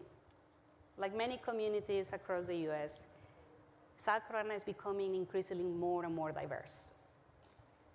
And this multiculturalism that is happening everywhere and is manifesting in the makeup of our communities is very difficult to absorb for those who have learned and have lived their lives thinking that the other is a threat to us, that the other is a person that could take opportunity away from me. And when you truly believe that, you need to recognize that it's very difficult to be open to change. So as we try to change systems and open them up so that they can be more easily navigated and accessible for people who are marginalized, the most important connection that we build is that between people who seem very different. Because when people who come from totally different backgrounds start sharing the same dream, to us, this is when inclusion actually happens. To us, this is when equity becomes almost tangible. We are not there yet. And I know that there will be many years ahead of us where we are still just trying to change hearts. But we are doing it one day at a time. And so the reason why this work is so personal to me is because in our quest for belonging, the easiest thing to do is to just give up. The easiest thing to do is to hide behind the convenience of silence. That is the easiest thing to do. And I do it sometimes. And then I go through all of this sense of guilt because I know that I should speak up. But you know what, and I'm sure that you've shared this, sometimes I'm the only person in the room who brings those issues up. And with that comes an isolation that can be very, very painful and that can actually break you if you internalize it way too much. But the reality is that we have an obligation to speak up for those that don't have a voice. We have an obligation to push ourselves. And there are days that we're going to have to take a back seat. And those are the bad days for me because I go home and I feel like I have failed my community. But then there are the other good days when if I have the courage to speak up just one more time, to open the door for someone who deserves to be in the same room where I am, who deserves to be at the table where decisions are being made. For me, those are the days where I'm actually able to touch a much bigger purpose that I truly believe I'm a part of. And those are the days that, as abstract as this may feel, the loneliness that I feel when I'm challenging a room full of people who don't look like me, who don't sound like me, I feel lifted by a thread that I truly believe connects us all. And I need to believe that that thread is what brought us here today. And I need to believe that there is a thread that you hold for me and you hold me up when I'm deep in the valley and I really don't know how to get myself out of there. And I think that's the challenge that we face in doing the work that we're doing. I find myself in those valleys where I'm just thinking, why did I even get myself here? The easiest thing to do would have been to just walk away. Why am I still standing here? And so today we're going to share, we're almost at the end of the day, so we're going to share some more time talking to each other, being with each other. And we're going to start by hearing from three weavers who are building community in incredibly compassionate, courageous, and humane ways, and who are pushing through the very sense of despair that sometimes happens when we go through difficult situations in our lives. And they're turning those personal experiences into hope for others. And so we are going to start with my new friend, who we just met today, so we've been doing everything together for the last 5 minutes as well. So welcome, Darius. So tell us what a good day looks like for you. Great. And tell us what you do. Awesome. So I kind of gave an introduction earlier about that I run a non-for-profit organization back in the city of Chicago, focused on boys and young men of color. But before I kind of go fully into my good day, I want to speak to something that Dan said earlier, and I raised it up about risk, the risk that we as individuals take to be in this space. And I can sense an uneasiness within the room, but I want to let you know that that's forward-moving progress, that we have to feel that nudge, and so I urge everyone to go in more. Yeah. To don't let that isolated conversation that was said in the general public go unsaid, that you should meet up at the pub later and have more conversations about it, because in those moments, we're moving forward. So I innately accept this work as a weaver. I am a millennial, so my skepticism is always high, right? It's always high. I think it took me an hour or so before I put the lapel on my so to let that know. But it's only because I give so much of myself. So I'm skeptical because I give so much of me. So if I don't get that reciprocated, I feel uneasy. So a good day for me starts at the top of the morning. I'm the father of 3 boys. I'm a husband to a beautiful, phenomenal wife. And so I make sure that I rise early because my innate spirit, my ability is to pour each and every day in each and every way. whomever I come in contact with. So the first thing that I do in the morning, I fill Darius up, right? And whatever that is, some mornings it's exercising, some morning it's meditation, some morning it's prayer, some morning it's NPR. But I fill up on Darius, yeah? Yeah, I listen to it. Boom, a millennial bubble busted. Right? So that happens. So I'm the first up. Then I have 3 boys that wake up. 3 black boys that I raised on the south side of Chicago. And I affirm them. I love them. I tell them they're gonna be everything today. Then I have a wife, and I make sure I make her breakfast, and I make sure I do for her, because my ministry starts at home first. And then the next thing is I go out into the world. I now move through my organization, my non-for-profit organization that partners with so many folks. The evil private sector, allegedly. Bad government, allegedly. The Faith Foundation. And so all of my conversations, or just one-on-one conversations with young people that I mentor. But I'm pouring. I'm constantly pouring. I'm constantly open to the conversations that I have with folks within my organization, whether it's direct staff, and I'm like, why couldn't you do this, right? Or if it's with funders and say, no, this is what we do, this is what you want us to do, let's figure out an alignment. And then the last thing that happens is just from a community, from a social perspective, right? It's a great day for me if I could feel good about myself, if my son and my family feel good about themselves, if I go out into the work of our community and staff feels well, the young people that we're serving well, the families are feeling well. It's another thing to make my way down the South Loop, to make my way to the 5th floor of City Hall, or maybe to go down to the trust, or maybe to go down to a private corporation, to a West Loop business, and them to see me, and me to see them, and us have conversations that move narratives forward that weren't just about the gun violence that happened in the south side of Chicago or the west side of Chicago, or that weren't the hot topic triggers that give us back into our silos, into our stereotypes. And so at each moment of my day, whether I weave myself as a black person, as an individual, just as a human, whether I weave my family, whether I weave my organization, whether I weave my city at large, that looks like a good day for me. Thank you for that.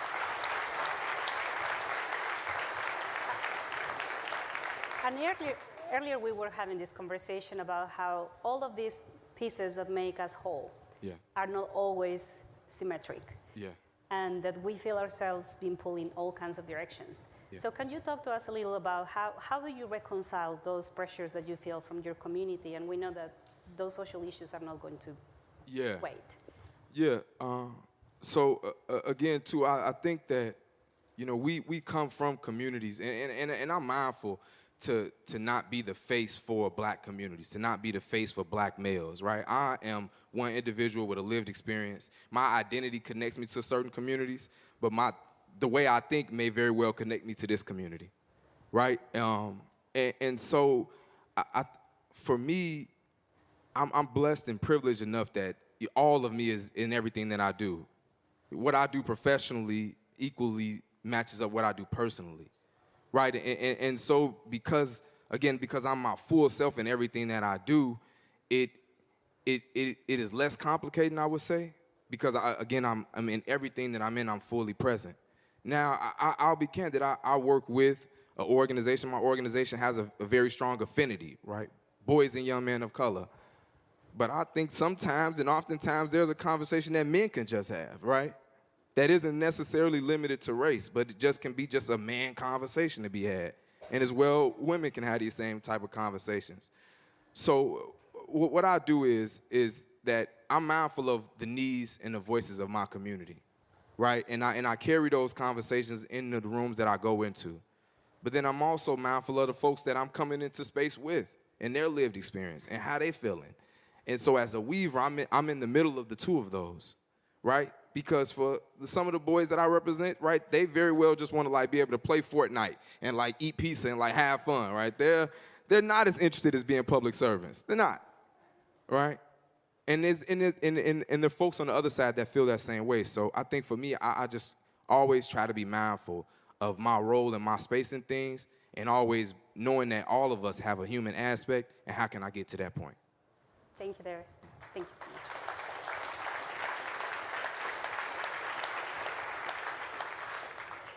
And I'm so happy to finally meet you in person. We had the best fun conversation, and I feel like we've been friends forever. So why don't you tell us what a good day looks like for you, George?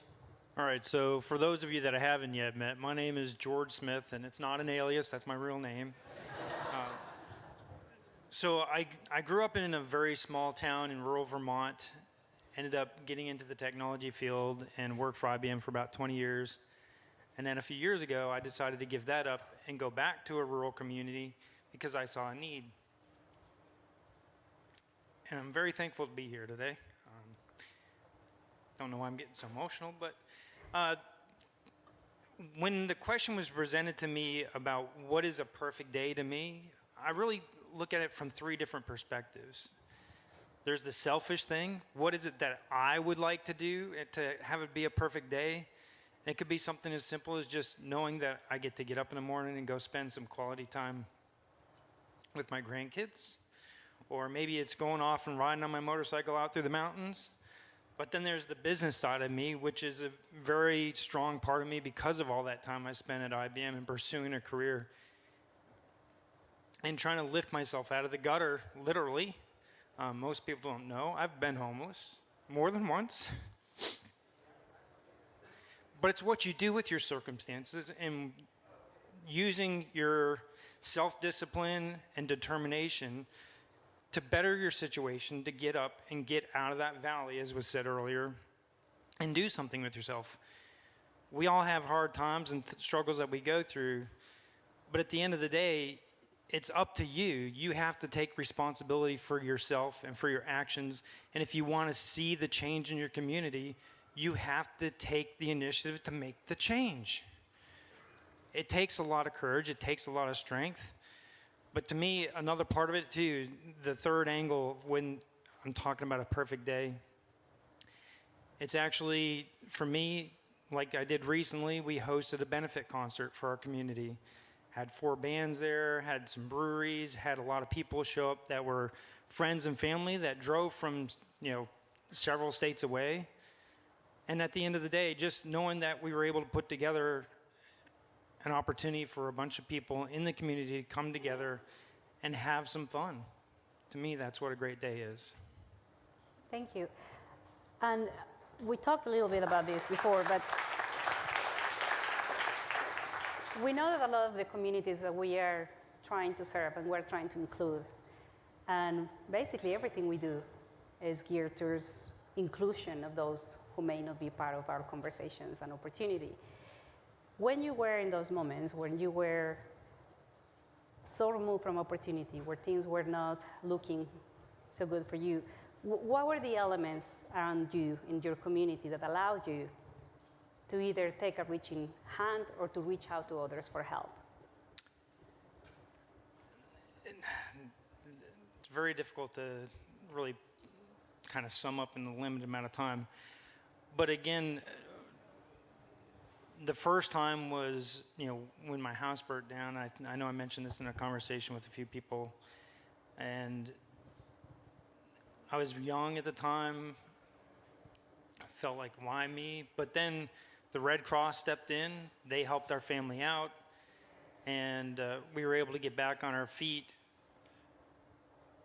And that really sat in the back of my mind for several decades, and I didn't even realize it was there up until more recently when I started to get involved in this Weave community. And I really believe that's a part of the reason why I've chose to take the path that I'm on and try to help rebuild and revitalize and strengthen the community that I now call my home. Thank you so much, George. Thank you.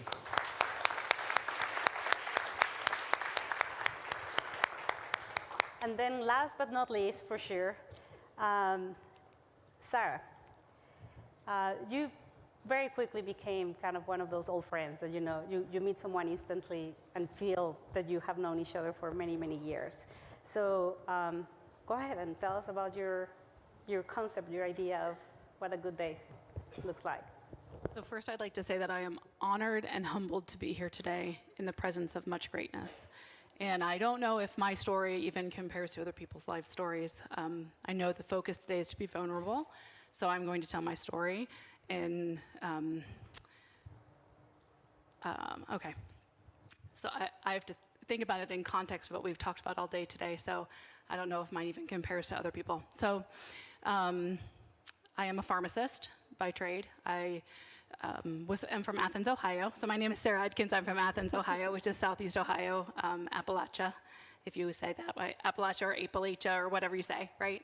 Southeast Ohio. So I'm from there originally, and I followed the perfect mold of, right, you're supposed to be married, you're supposed to have children, you're going to go to college, right? What everyone strives for, right? That's what we strive for. So I did all the things, right? I went to college, and I keep thinking of white privilege in my head, so forgive me. That's what's in my head right now. Very much white privilege. So I was living in an affluent neighborhood. I was married. I had 2 beautiful boys, and I'm going to get emotional because I'm really tired. Okay. So I was on the plane at 3 o'clock this morning. I mean, I'm tired. Okay, so I lived in Upper Arlington in Columbus, Ohio, and living the dream, right? I was married, had 2 children, so I planned a weekend away with my family. I went to school, I did all the things, right?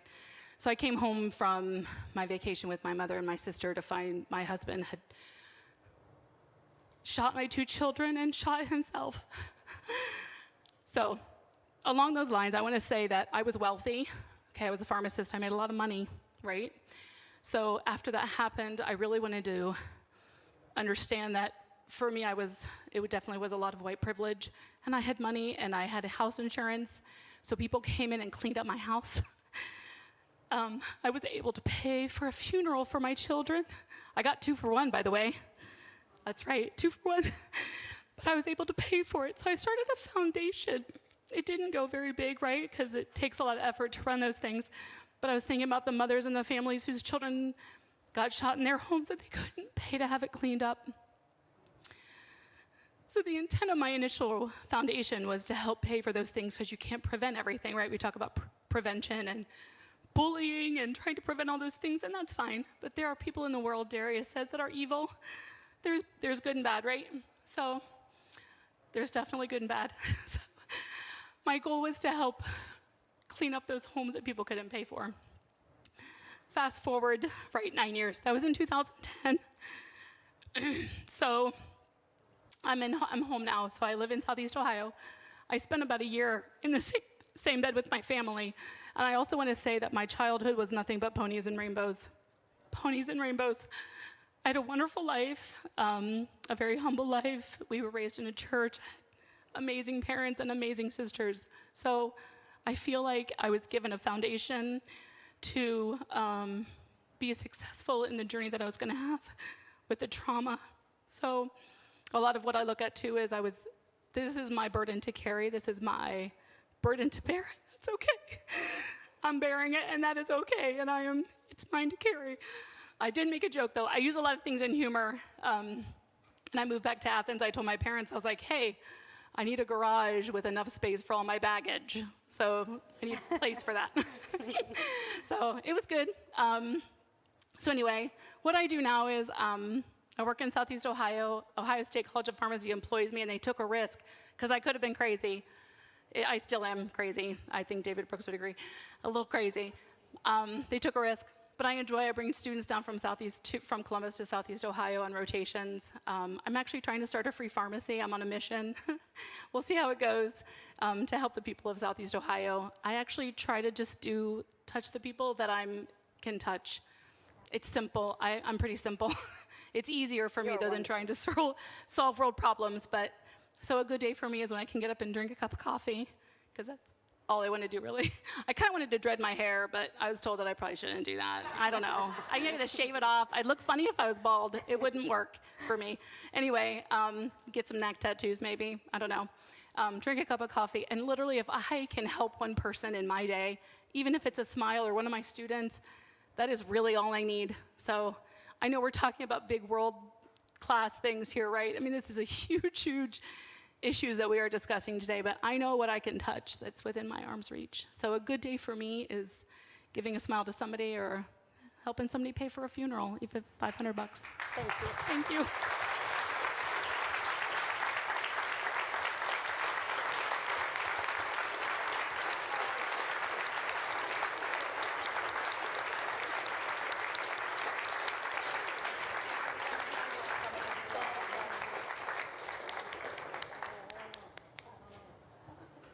Thank you all very much. It's so wonderful to be around you, and let's continue these conversations over the next 3 days. And with that, David?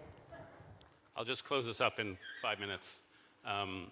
Richard Rohr has a saying, a bright sadness. A lot of people he finds are most loving have a bright sadness, and they radiate joy, but they've seen the worst that life can offer, and they're angry about the things that one should be angry about. And I saw a lot of that in Sarah. One of the things you told me when we spent a very life-altering day together was that you were partly, the good work you do partly motivated by anger. You were angry at that guy and what he tried to do to you, and you were going to say, fuck you, I'm going to make a difference in the world, and you have. So Weave has involved 3 things throughout its whole life. One is learning a lot from each other, and I've learned a lot from people here today. I hope we've all learned a lot from each other. Second is being inspired by each other. When I meet a Darius and I meet a Poncho and I meet so many people in this room, I think, wow, that is an amazing person. And I could read that, and the people themselves never think that, but I could read that on each other's faces as you met all the people you've met so far, and that will continue over the next 3 days. And then the third thing that has been a Weave constant is feeling uncomfortable a lot. And Aspen, we're Aspen. And so we are what we are. And American society is what it is. And I mentioned you have to have a higher level of consciousness to solve your problems. Sometimes it takes a sledgehammer to open up that level. And it takes a Tracy, or it takes a lot of things we heard here today. And that feeling of uncomfortableness is part of the process. And it's been life-altering for those of us who've been through it over the last year, and I hope it'll be life-altering for you who've been through it over the next 3. So you've got the full disease so far. This is the full Weave experience. Now, tomorrow, we're going to move toward action. We're going to have a whole series of panels on how do we do the things we do effectively. And so this was really about attitude and about states of consciousness and who we are. Tomorrow is about how we do what we do. Before we get there, 2 final things. We'd like some feedback. If you go to your name tags on the little card with today's schedule, on the back, you'll find a feedback form. We'd love for you to fill that out, and I don't know who we give it to, but if you give it to any Weaver, we'll get it to the right place. The second thing we'd like you to do is help us design, especially day 3. So we're going to ask you a question, and the question is really a question of how should we be doing what we're doing. And so the way we phrase it is how might we blank? How might we blank? What problem do we need to be working on? What do we need to be doing? How might we blank? And we want those suggestions from you. And if you go to the bottom of your chair, you will find a Post-it note. And this is a Post-it note that apparently can withstand weather, so it's a very special Post-it note. And so we would ask you, HMW, how might we? And then please tell us what we should be doing. And then once you have filled that out this evening, please place it on the garage doors that are right over there. So we can all have access to each other's thoughts. Outside. That's why these are special Post-it notes. So please do that over the course of the next few minutes. Now, I mentioned earlier that I have a chosen family, a second family. I have my own family, but I have a chosen family, which is the AOK family. And I'm going to call all the AOK kids up here, including Nabil and Melanie, even though I didn't warn them.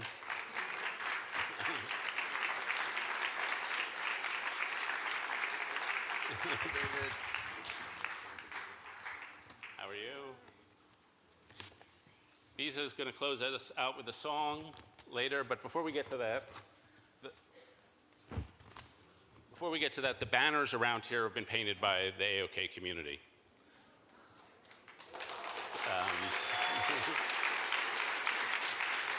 And so I'm just going to ask Craig and Maureen especially to talk about what was on your mind when you were painting it, what was on your mind when you were thinking about all this. What's on your mind right now? Okay. Hello, everyone. My name is Craig Klingscales. I'm a freelance muralist and visual artist. So I did 2 of the banners, and I did We Are Responsible for Each Other. And I wanted to represent that by having an adult's hands and holding a child's, because I feel like, to me, we're definitely responsible for what passes on to the younger generation, whether it be ideas, morals, values, things that I feel are most important. And the other banner I did was culture changes when we show a better way to live, and I represented that almost just like how we are right now, with arms around each other just to show community, because that was the first thing I thought of, community, unity, especially with, it be calling weave to people. I feel like it should literally represent that. So those were my ideas. Hi, everyone. My name is Maureen Smith. I'm also a visual artist. The banner on that side that I did said, "Weave means seeing one another," or each other. And for that, it is basically a literal representation of that. There are a set of eyes that I'm sure were staring down at you while you all were doing your sessions earlier. But what's unique about those set of eyes is that the irises of them are different colors, right? And so for the description of weave means seeing each other, and I'm sure you have it written somewhere in the materials you were given, talks a lot about the social fabric and how while we all have our differences, there are things that we can find within one another that aren't all that different, and that's how we build connections with one another.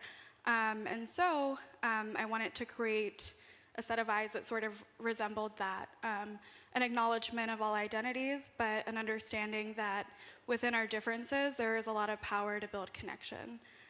Similarly, I created the other banner on that end that says, "Community rises from deep connections." And what's really cool about the description for that one is that it talks a lot about our interdependence on one another. And not only our interdependence on one another, but our interdependence on the earth and on our neighborhoods and our communities. And so for that, there's a sun, there are vines. It's very climate justice inspired. And I think climate justice being one of the biggest problems that our generation and generations to come will be facing is a really powerful representation of the need for community, right? So that one was very much inspired by those movements. Yeah. Thank you. And Nabil is a brilliant videographer as well as a student at the University of Maryland. He did my weddings video, so thank you very much. And Melanie, there's absolutely nothing Melanie can't do. You play the cello, play the piano, sing, DJ, visual artist, photographer, so Renaissance woman here. We are now going to leave Bees on the stage to close us out with a song, so thank you.